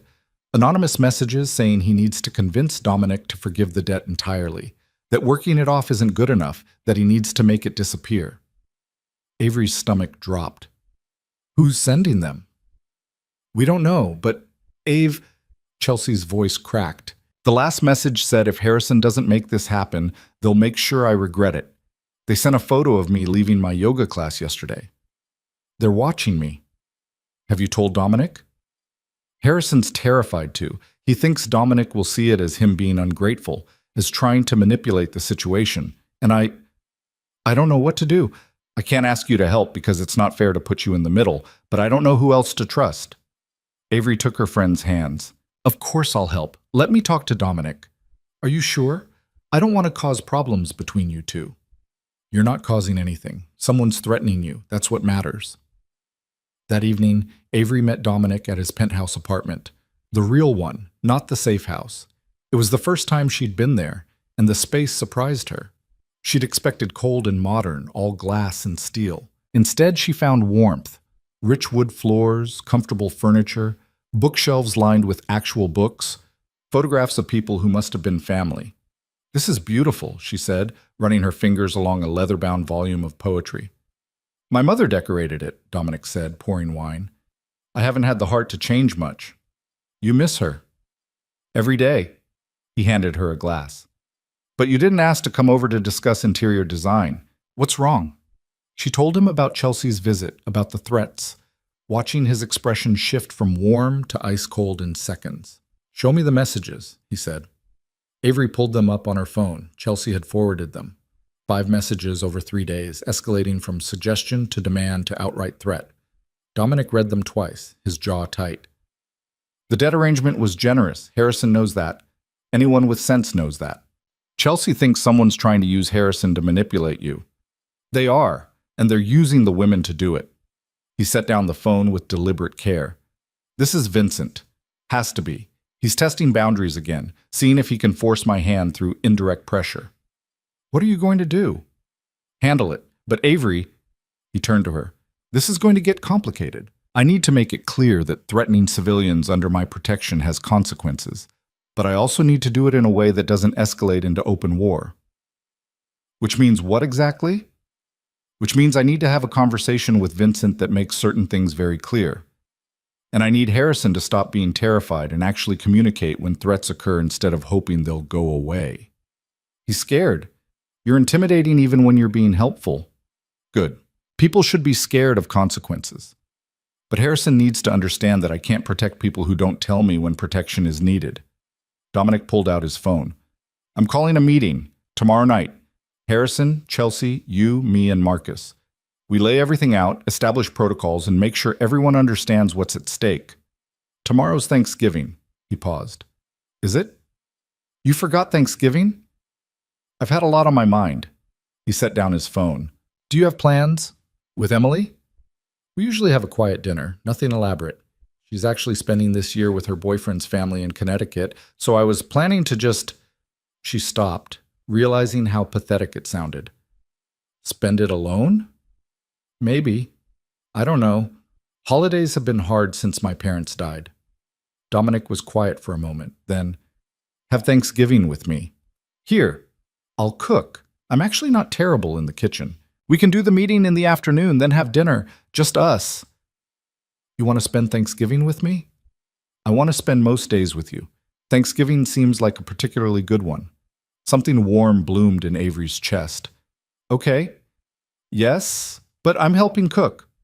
"Deal." The next afternoon, Harrison and Chelsea arrived at the penthouse looking like they were heading to their own execution. Marcus was already there, and his presence, 6 feet 4 inches of controlled intimidation, didn't help their anxiety.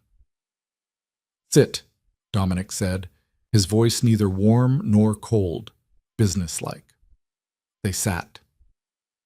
Avery positioned herself beside Dominic, a silent show of support.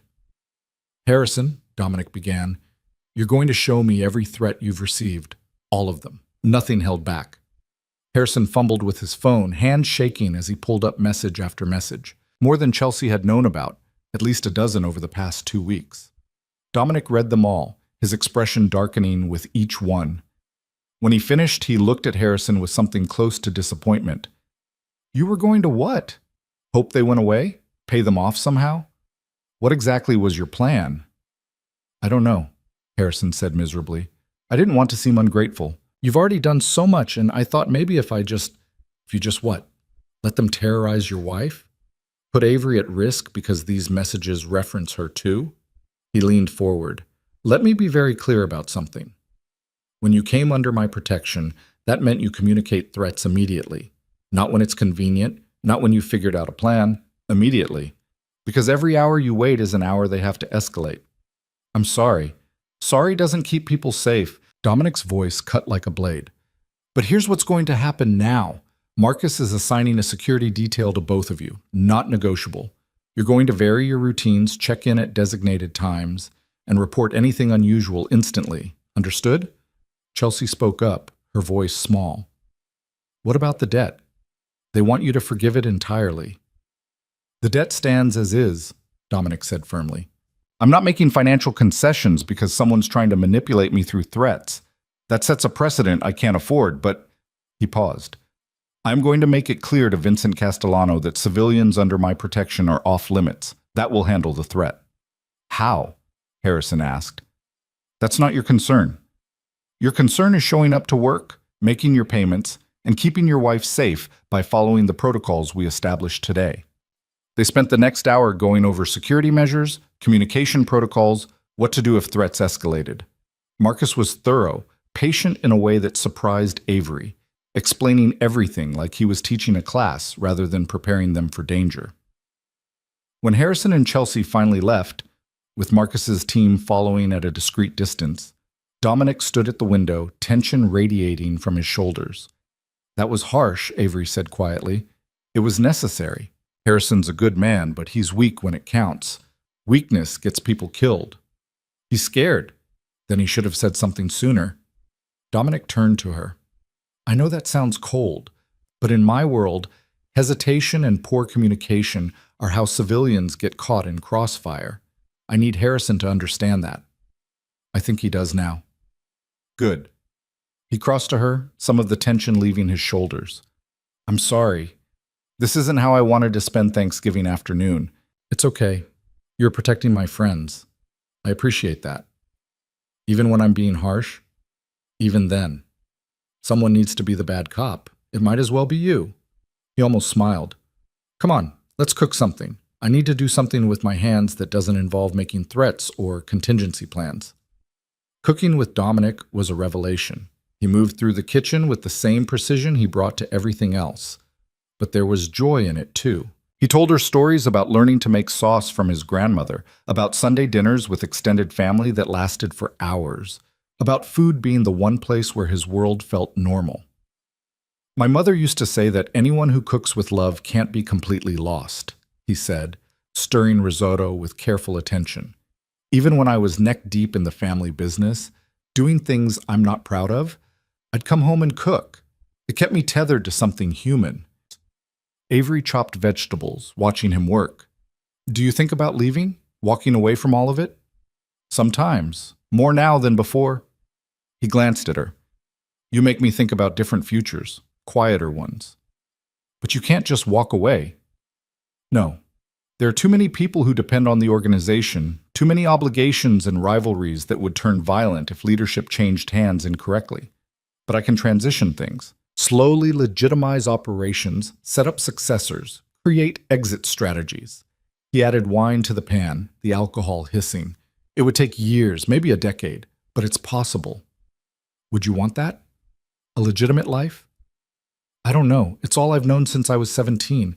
The question isn't whether I want it. It's whether I'd know how to be anything else. They ate dinner at the table overlooking the city, the lights spreading out below them like scattered stars. The food was perfect, the risotto creamy and rich, the roasted vegetables caramelized just right, the wine exactly what the meal needed. This is the best Thanksgiving I've had in years, Avery said, surprising herself with the honesty. Same. Usually I spend it working or at some obligatory dinner with business associates. This is... He searched for words. Better. Much better. After dinner, they moved to the couch, and Avery found herself curled against him, comfortable in a way she hadn't been with anyone in longer than she could remember. Can I ask you something? She said into the quiet. Always. What happens if Vincent doesn't back down? If he escalates instead of retreating? Dominic was quiet for a moment. Then I make choices I'd rather not make. But Avery, I need you to trust that I'll handle it in a way that keeps you and everyone else as safe as possible. That's not really an answer. It's the only answer I can give right now. She sat up, turning to face him. I need you to promise me something. What? Promise that you won't do anything that puts you in danger just to protect me. I can't be the reason you get hurt. Avery, promise me, Dominic. I'm serious. I chose this knowing the risks. But I need to know you're not going to do something reckless because you're trying to protect me. He pulled her close, his voice rough. I can't promise that. Keeping you safe is more important to me than playing it safe myself. That's exactly what I'm afraid of. They held each other while the city glittered below, both understanding that they'd crossed into territory where promises became complicated and safety was always conditional. The next morning, Dominic left early for what he called a necessary conversation. Avery knew better than to ask for details, but the worry sat heavy in her chest all day. She was arranging flowers for a wedding when her phone rang. Marcus. "Is he okay?" she asked immediately. "He's fine. Meeting went as expected, but he wanted me to let you know he'll be late tonight. Don't worry." "Marcus, what does as expected mean?" A pause. "It means Vincent understands the boundaries now. The threats will stop." "How can you be sure?" "Because the boss made it clear what would happen if they didn't, and Vincent's not stupid enough to test him when he's serious." After Marcus hung up, Avery tried to focus on work, but her mind kept circling back to what made it clear meant, what consequences Dominic had threatened, what price he might have paid to keep her safe. He finally showed up at the shop as she was closing, looking tired but unharmed. "It's done," he said simply. "What's done?" "The threat. Vincent's called off his nephew, issued an order that civilians connected to me are off limits. Harrison and Chelsea can breathe easier." "What did you have to give up?" "Nothing I'll miss." He pulled her into his arms. "Stop worrying. I'm fine. You're safe. Everyone's safe." But Avery noticed the tension in his shoulders, the careful way he moved like something hurt. When she pressed, he admitted to a minor disagreement that got physical, but refused to elaborate. That night, lying in her bed with Dominic beside her, Avery found herself struggling with the reality of loving someone whose protection came with violence she couldn't see but could imagine all too well. "Talk to me," Dominic said into the darkness. "I can hear you thinking.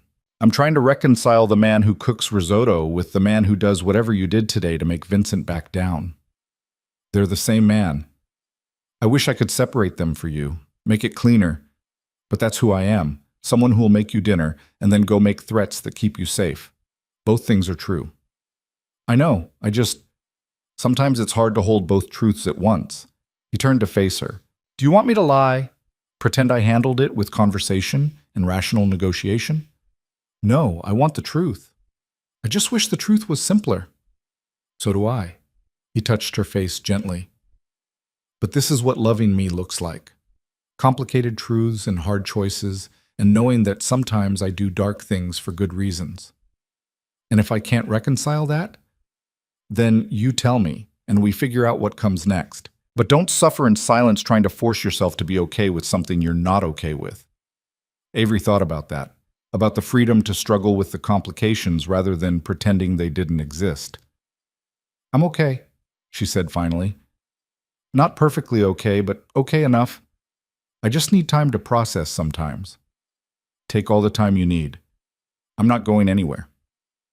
The weeks leading up to Christmas brought an unexpected peace. The threat stopped.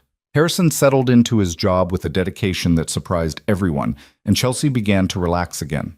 The security measures became routine rather than intrusive, and life found a new equilibrium. Dominic and Avery fell deeper into each other, their relationship settling into comfortable rhythms. He spent most nights at her apartment, leaving early for work and returning with dinner or flowers or small gifts that showed he was thinking of her. They cooked together, talked for hours, made love with an intensity that left them both breathless. Emily approved fully, especially after Dominic quietly arranged for her law school loans to be restructured at a better interest rate through one of his legitimate business contacts. "You don't have to buy my approval," Emily told him over breakfast one morning. "I'm not buying anything," Dominic replied evenly. "You're brilliant and hardworking, and you shouldn't be buried under predatory loans. I had the ability to help, so I did. Still, thank you. Thank your sister. She's made me want to be the kind of man who helps instead of exploits."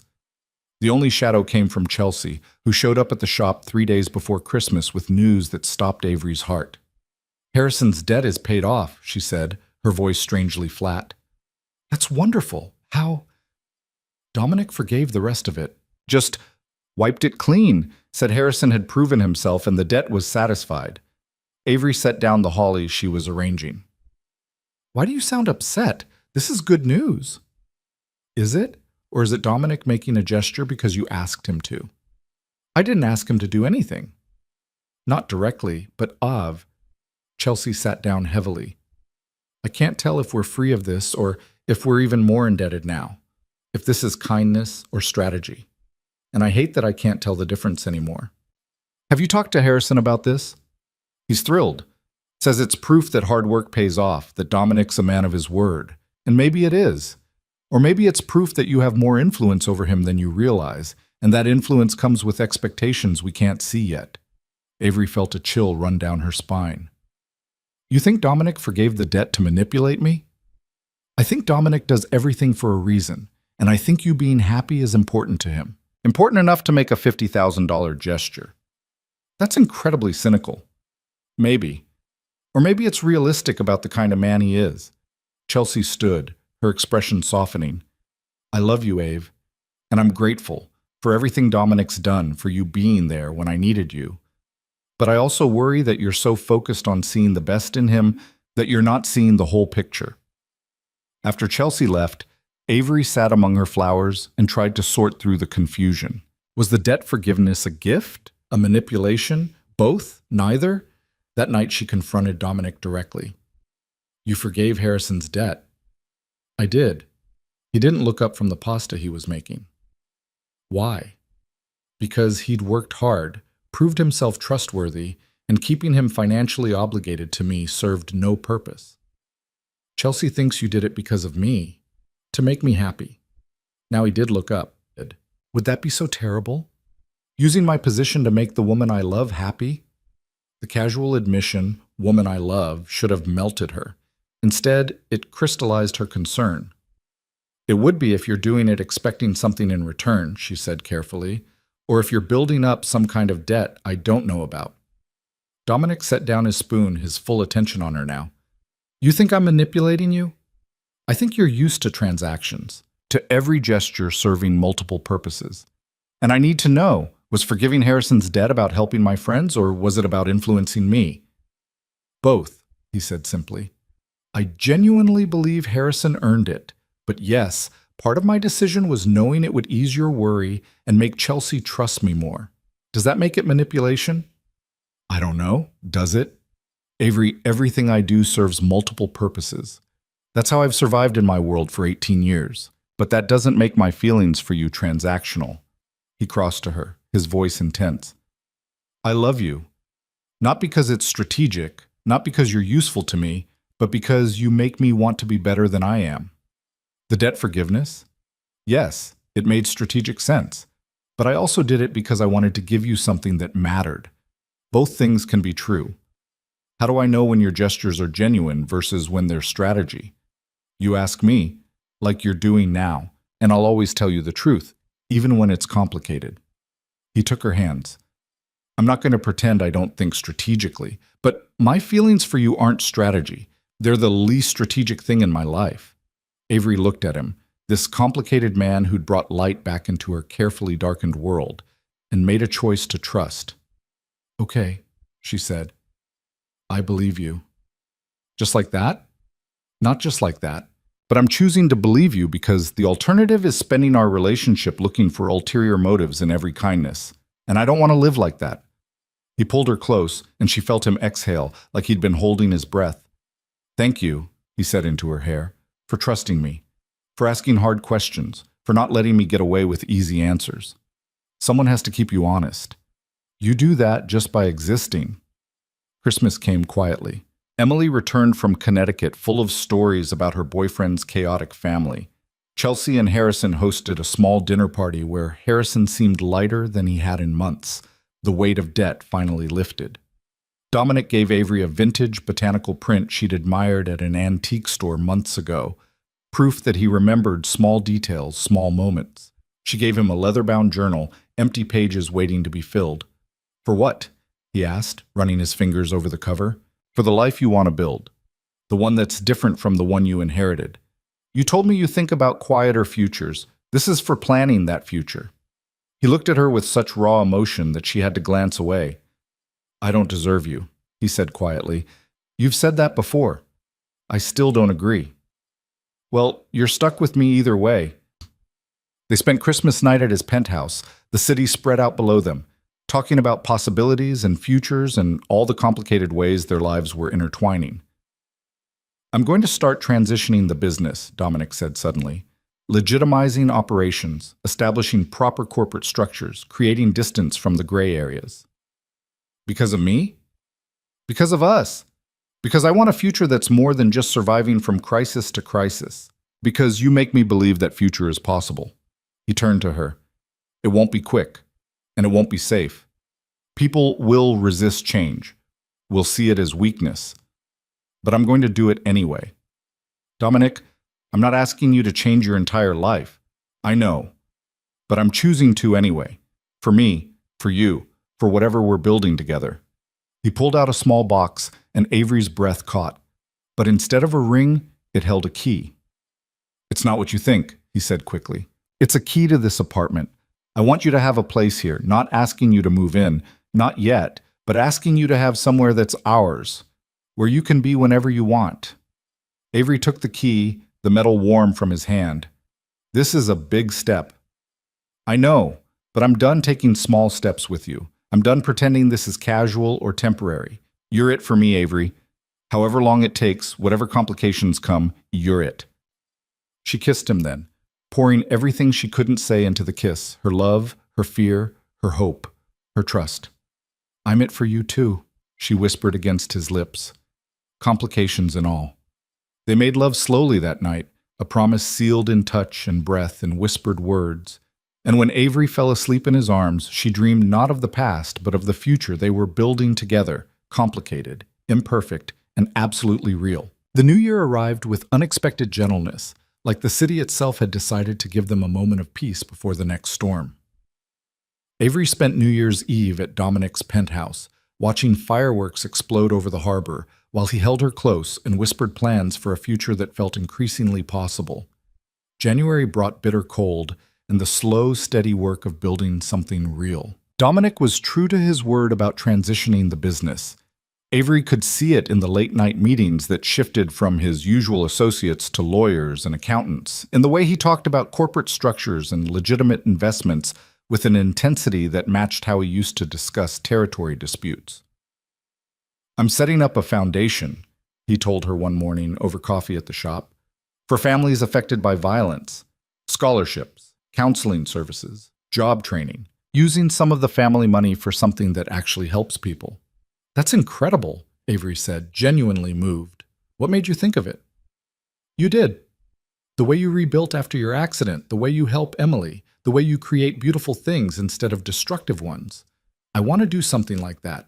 Build instead of just control. She kissed him, tasting coffee and promise. I'm proud of you. Don't be proud yet. It's going to take years to fully legitimize everything, and there are people who won't like it. He was right about that. The resistance came in mid-February, brutal and calculated. Avery was working late at the shop, putting the finishing touches on arrangements for a Valentine's Day wedding when Marcus appeared at the door. We need to go, he said, his voice tight with urgency. Now! What happened? The boss. There's been an incident. Terror flooded through her. Is he? He's alive, but we need to move. In the car, Marcus explained with clipped efficiency. A faction within Dominic's own organization had made a move against him. 3 men who'd been with the family for years, who saw his legitimization efforts as betrayal. They'd ambushed him leaving a meeting, and while Dominic's security had handled the immediate threat, one of the attackers had gotten close enough to do damage. How bad? Avery asked, her hands shaking. Knife wound to his side. Not fatal, but he needs medical attention. We can't take him to a hospital. Too many questions. We have a private doctor, but the boss asked for you. They drove to a warehouse in Queens that looked abandoned from the outside but was clearly a safe house. Inside, organized chaos, men with weapons, someone barking orders, and in a back room, Dominic sitting on a table while a doctor worked on his side. His shirt was off, blood staining his skin, and when he saw Avery, relief flooded his face despite the obvious pain. You came, he said. Of course I came. She crossed to him, careful not to interfere with the doctor's work. What the hell happened? Internal disagreement that got physical, he said through gritted teeth as the doctor stitched. I'm fine. You're not fine, you're bleeding. I've had worse. The doctor, an older man with steady hands and a professional detachment, spoke without looking up. 14 stitches. You got lucky. Another inch, and we'd be having a different conversation. When the doctor finally finished and left them alone, Avery took Dominic's hand carefully, mindful of his injury. "Tell me the truth," she said. "How bad is this?" Dominic was quiet for a moment, then, "3 of my senior people just tried to kill me. They're not isolated actors. They represent a faction that thinks I've gone soft, that the legitimization is weakness. This was a message." "What kind of message?" "That there will be consequences for changing the way things have always been done. That loyalty has limits." He winced as he shifted position. "I handled the immediate threat. But Avery, this is what I warned you about. This is the danger that comes with trying to change things." "What are you going to do?" "What I have to do. Demonstrate that betrayal has consequences. Make it clear that my authority isn't negotiable." His voice was hard, colder than she'd ever heard it. "It won't be pretty." "Will it be violent?" "Yes." The simple honesty was somehow worse than evasion would have been. Avery felt the weight of it settle over her. This was the reality of loving someone who operated in a world where violence was language and power was currency. "I need you to go home," Dominic said gently. "This is going to get complicated, and I need to know you're safe while I handle it. I'm not leaving you when you're hurt." "I'm not asking. Marcus will take you home, post-security, and I'll come to you when this is resolved." "Dominic?" He pulled her close despite the obvious pain it caused him. "Please. I can handle a lot of things, but I can't handle worrying about your safety while I'm dealing with this. Let me do what I need to do, knowing you're protected." Well, it went against every instinct she had, but Avery recognized the truth.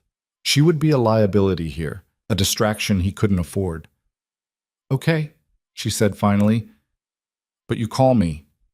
You let me know you're alive and safe. Promise me." "I promise."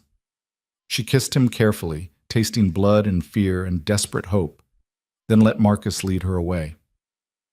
The next 72 hours were the longest of Avery's life. Dominic called twice, brief, clipped conversations that told her he was alive but gave no details.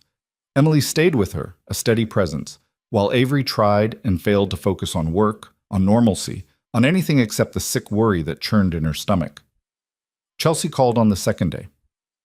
"Harrison said there's trouble in Dominic's organization. Is everything okay?" "I don't know," Avery admitted. "He's handling it, but he won't tell me details." "Are you safe?" "Marcus has people watching the building. We're fine." "Ave, maybe you should—" Chelsea paused. "Never mind." "Say it." "Maybe you should think about whether this is sustainable. Loving someone whose world involves this much danger, this much violence you can't see but can imagine all too well." "I've thought about it every day since we started this," Avery said quietly. "I'm still here." "I know. I just worry about you." "I know, but this is my choice, Chels. Complicated and scary as it is, it's my choice." On the third day, Dominic finally came home, or to her apartment, which had become home in the months they'd been together. He looked exhausted, moving carefully because of the stitches, but alive and whole. Avery pulled him inside, checked him over with frantic hands, satisfied herself that he was truly okay. "It's handled," he said when she finally let him speak. "The faction's been dealt with. The rest of the organization understands that the changes are happening whether they like it or not." "How did you deal with them?" "Do you really want to know?" She thought about it, really thought about it. Did she want the details of what dealt with meant? The specifics of violence carried out in her name for her safety? "No," she said finally. "I don't. But I need to know. Did you do things you can't come back from? Things that make the legitimization impossible?"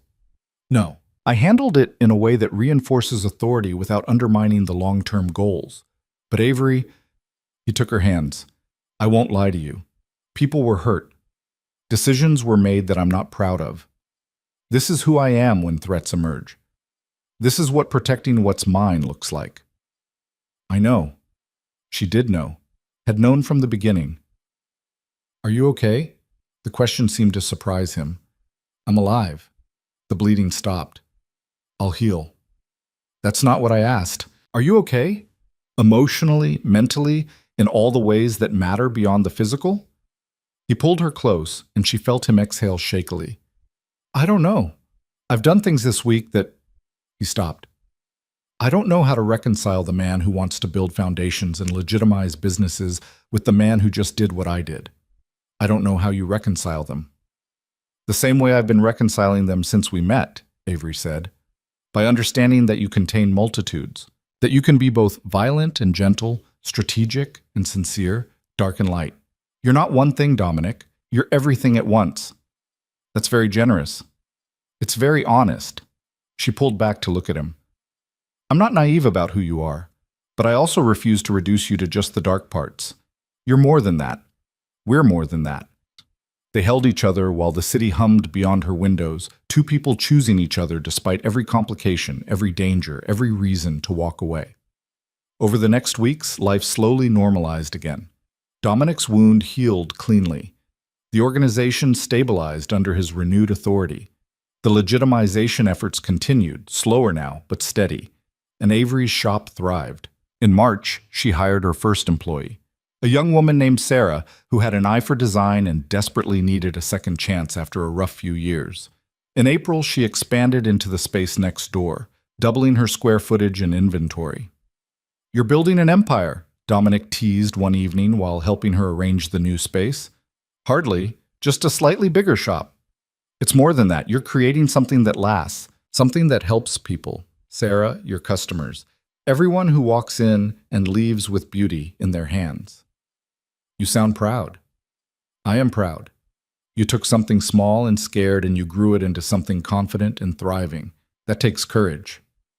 She looked at him, this complicated man who'd helped her find that courage, and felt overwhelming gratitude mixed with love so deep it sometimes frightened her. Thank you, she said. For what? For seeing me, for making me want to be seen, for helping me remember that I'm more than my scars. Avery, you were always more than your scars. I just helped you remember. In May, Emily graduated law school with honors and accepted a position at a prestigious firm. At the celebration dinner, she gave a speech that made Avery cry. I wouldn't be here without my sister, Emily said, raising her glass. She sacrificed her own dreams to help me achieve mine. She showed me what strength looks like, not loud or flashy, but quiet and persistent and absolutely unbreakable. Ave, everything I am is because you believed in me first. Dominic squeezed Avery's hand under the table, and she saw her own emotions reflected in his eyes. Later, as they walked through the city, Dominic said, She's right, you know, about your strength.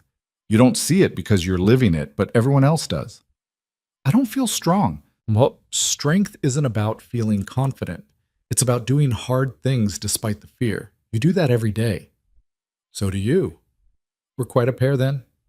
Yes, Avery said, stopping to kiss him under a streetlight. We are. The real test came in June. Dominic had been planning a major charity gala, the launch of his foundation, the first public step in his legitimization efforts. It was being held at the plaza, with society figures and business leaders and politicians all in attendance. A coming-out party for the new Dominic Russo, the philanthropist rather than the crime boss. I want you there, he told Avery, by my side, officially. Dominic, that's public. That puts a spotlight on me. I know, and I know it's asking a lot, but Avery, I don't want to do this without you. You're the reason I'm doing any of this. Having you beside me would mean everything. She thought about it, really thought about it. Going public meant stepping fully into his world, meant being photographed and scrutinized, meant standing in a room full of people with her scar visible and her connection to Dominic obvious. It terrified her. It also felt right. Okay, she said, I'll be there. The night of the gala, Avery stood in front of her mirror and faced herself fully. She wore a deep emerald dress that Emily had helped her choose, elegant, sophisticated, nothing to hide behind. Her hair was up in a sleek bun, her scar completely visible. For 8 years she'd hidden. Tonight, she would be seen. Chelsea arrived to help with final preparations, and when she saw Avery, her eyes filled with tears. Ave, you look beautiful, stunning. I look terrified. You look brave. There's a difference. Dominic picked her up in the town car, and when he saw her, he stopped breathing for a moment. Avery, he said, his voice rough. You're visible, she finished. No hiding tonight. You were never someone who should hide. At the plaza, cameras flashed as they arrived. Avery felt exposed, vulnerable, every insecurity screaming that people were staring at her scar, judging her, wondering what someone like Dominic Russo was doing with someone like her. But Dominic kept her hand firmly in his, introducing her to everyone they met with genuine pride. Not as an accessory or an afterthought, but as a partner, someone who mattered. Avery runs the most talented flower shop in Brooklyn, he told a senator. She designed all the centerpieces tonight. Avery has an incredible eye for beauty, he told a business magnate. She sees things other people miss. Avery makes me want to be better than I am, he told a journalist who asked about his inspiration for the foundation. Halfway through the evening, they stood at the bar while Dominic fielded another round of congratulations. A woman approached, elegant, severe, clearly someone used to getting her way. "Mr. Russo," she said, her smile sharp. "What a lovely event, and this must be—" Her eyes raked over Avery, lingering on the scar with obvious curiosity. "Avery Bennett," Dominic said, his voice cooling several degrees. "My partner." "How nice." The woman's tone suggested anything but. "That's quite a scar, dear. Have you considered more surgical options? I know an excellent reconstructive surgeon." The room seemed to tilt. Avery felt the old shame rising, the instinct to shrink away, to hide. But before she could respond, Dominic stepped forward, his voice cutting and cold. "Mrs. Harrison, let me be very clear about something. Avery's scar is a mark of survival, of strength, of everything that makes her extraordinary. Anyone who suggests otherwise is demonstrating their own lack of character, not hers. If you'll excuse us." He guided Avery away, his hand protective on her back. When they were alone on a terrace overlooking Central Park, he turned to her. "Are you okay?" No one's ever—" She couldn't find words. "No one gets to make you feel less than what you are," Dominic said fiercely. "Not in front of me, not ever. You're beautiful, Avery, all of you, and anyone who can't see that isn't worth your time." She kissed him then, not caring who might be watching, not caring about anything except this man who saw her, truly saw her, and chose her anyway. "I love you," she said against his lips. "I love you too. So much it terrifies me." They returned to the gala hand in hand, and Avery noticed something had shifted. She stood taller, smiled more freely, let herself be seen without the constant anxiety of judgment. Later in the evening, Dominic gave a speech about the foundation, about giving back, about using resources to help rather than harm, about building futures instead of protecting territories. "Someone very important to me taught me that strength isn't about control," he said, his eyes finding Avery in the crowd. "It's about choosing growth over safety, about stepping into the light despite the fear. This foundation is my attempt to do that, to step into a different kind of future while honoring where I came from." The applause was thunderous, and when Dominic stepped off the stage, he came straight to Avery. "Dance with me," he said. On the dance floor, surrounded by Manhattan's elite, they moved together with the ease of people who'd learned each other's rhythms. "This is your night," Avery said. "Your triumph." "No, it's our night. I couldn't have done any of this without you." "That's not true." "It is. You made me believe change was possible, that I could be more than what I inherited, that the future could look different than the past." He pulled her closer. "You saved me, Avery. In every way a person can be saved." "You saved me too," she whispered. "Made me remember how to be brave." They danced until the orchestra played its final song, and then Dominic led her out into the warm June night. "Come with me," he said. "There's something I want to show you." They drove to Brooklyn, to her expanded flower shop, and Dominic pulled out a key she didn't recognize. "What's this?" "The building next door. I bought it last month." "You... what?" "I bought it. For you. For whatever you want to do with it. Expand the shop further, create a design studio, open a school for young florists. Whatever you dream, you'll have the space for it." Avery stared at him, overwhelmed. "Dominic, that's too much. It's not nearly enough. You built something beautiful from nothing, Avery. You deserve room to let it grow." He took her hands. "I'm not asking you to accept it as a gift with strings attached. I'm asking you to see it as an investment in your future. Our future." "Our future?" He pulled out a small box, and this time Avery knew exactly what it was. "I'm not good at this," Dominic said, his voice unsteady. "I don't have pretty speeches prepared. But Avery, you're the best thing that's ever happened to me. You make me want to be better, do better, build something that lasts, and I want to build it with you." He opened the box, revealing a simple platinum band with a single perfect diamond. "Marry me. Be my partner in everything. Help me transition from who I was to who I want to be. Let me spend the rest of my life making sure you never doubt your worth or your beauty or your strength." Tears streamed down Avery's face. Happy tears. Overwhelmed tears. Tears of joy and fear and absolute certainty. "Yes," she said. "Yes, I'll marry you." He slipped the ring on her finger and kissed her like they had all the time in the world, like nothing existed except this moment, this choice, this future they were building together. "I'm still going to be complicated," he warned. "Still going to have hard days and difficult choices. The transition will take years." "I know. I'm still going to be scared sometimes. Still going to struggle with the darker parts of your world." "I know.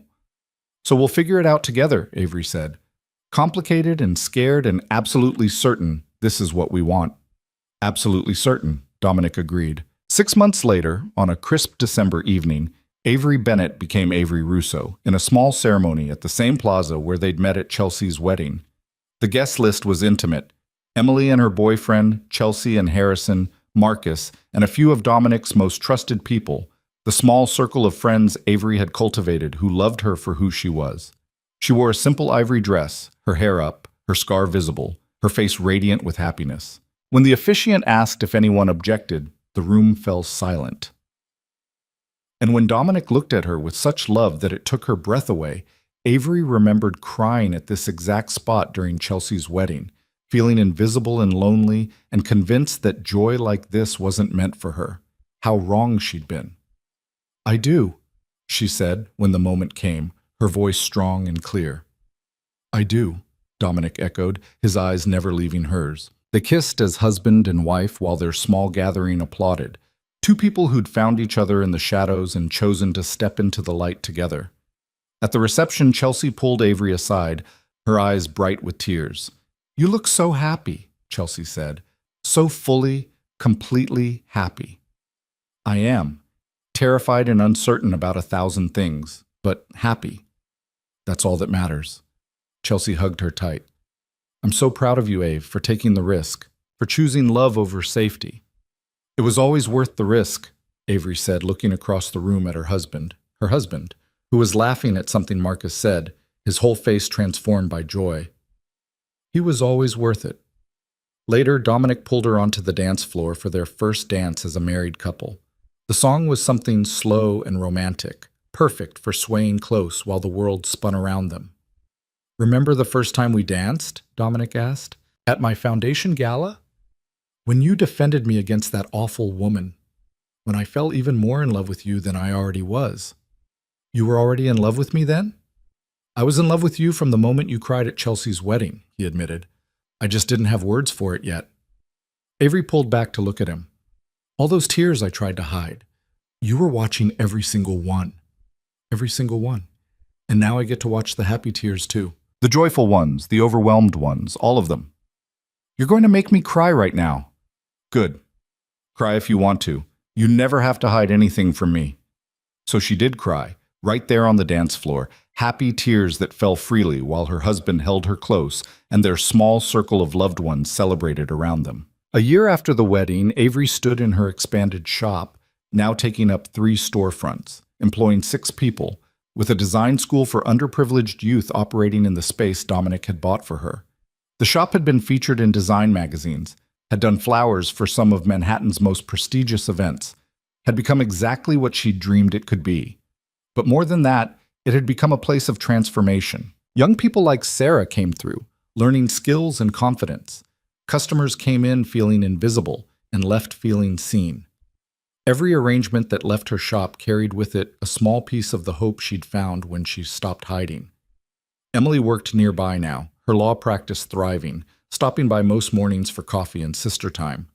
Chelsea visited weekly, her friendship with Avery deeper now for having weathered storms together. Harrison had risen through Dominic's legitimate businesses, proving himself valuable beyond the debt that had brought them all together. And Dominic? Dominic had kept his promises. The organization was half legitimized, with plans to complete the transition within 5 years. The foundation thrived, helping hundreds of families affected by violence.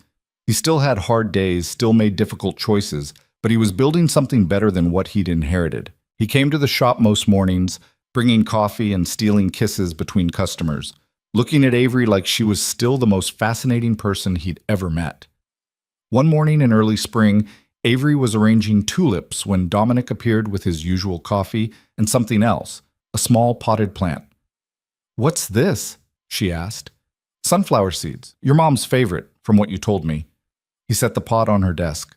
"I thought maybe we could plant them in the garden at the house. Start a tradition." They'd bought a house in Brooklyn Heights, somewhere with enough space for a garden, for the future they were building. Somewhere that felt like home. "You remembered that?" Avery asked, touched. "I remember everything you've ever told me." He pulled her close. "Besides, I think your mom would approve of me, eventually. She'd love you for making me brave, for seeing me when I couldn't see myself." "I didn't make you brave, Avery. You always were. You just needed someone to remind you." She kissed him, tasting coffee and love and the sweet promise of ordinary mornings that would stretch into years, into a lifetime. "I love you," she said. "I love you too.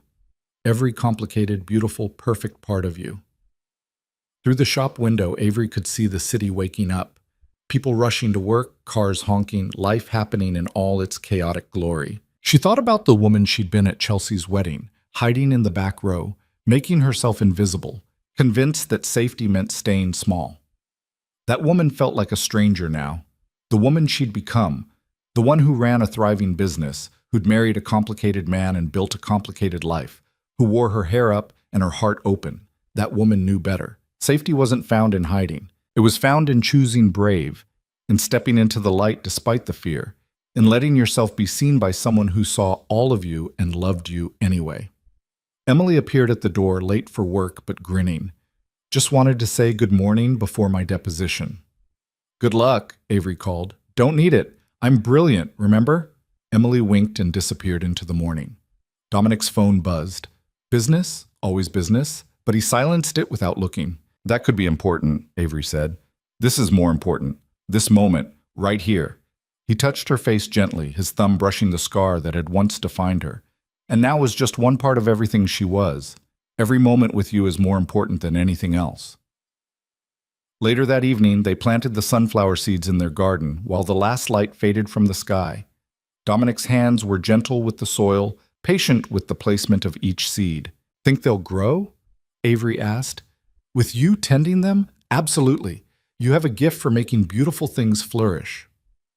They sat on the garden bench as stars began appearing overhead, and Avery thought about growth, about how sometimes the most beautiful things came from the darkest soil, how strength was built through surviving storms, how love was choosing someone despite knowing all their complications. "Thank you," she said quietly. "For what?" "For watching me cry at that wedding, for not letting me stay invisible, for making me believe I deserved to be seen. Thank you for letting me see you, for trusting me with all the parts you'd hidden away, for making me believe I could be more than what I inherited." They sat in comfortable silence, two people who'd found each other in the shadows and chosen to build their lives in the light, and Avery knew with absolute certainty that every risk had been worth it, every fear had been worth facing, every tear, the sad ones and the happy ones, had led her exactly where she was meant to be. Home. Seen. Loved. Whole. The girl who used to hide her face had learned to lift her chin, to meet the world's gaze without flinching, to stand in the light and claim her space in it. And the man who'd built his life on control had learned to surrender to something bigger, to love, to hope, to the messy, complicated, absolutely beautiful future they were creating together. As the last light faded and the city lights began their nightly dance across the sky, Dominic pulled Avery close and she rested her head on his shoulder, feeling the steady beat of his heart, the warmth of his arms, the absolute rightness of this moment. "Happy?" he asked softly. "Incredibly," she answered. completely happy. And under the spring stars, surrounded by the garden they'd planted and the life they'd built, Avery Bennett Russo smiled, fully, freely, without hiding a single part of herself, and knew that this was what brave looked like. This was what choosing love over fear created. This was what happened when you stopped hiding your face and started living your life. This was everything.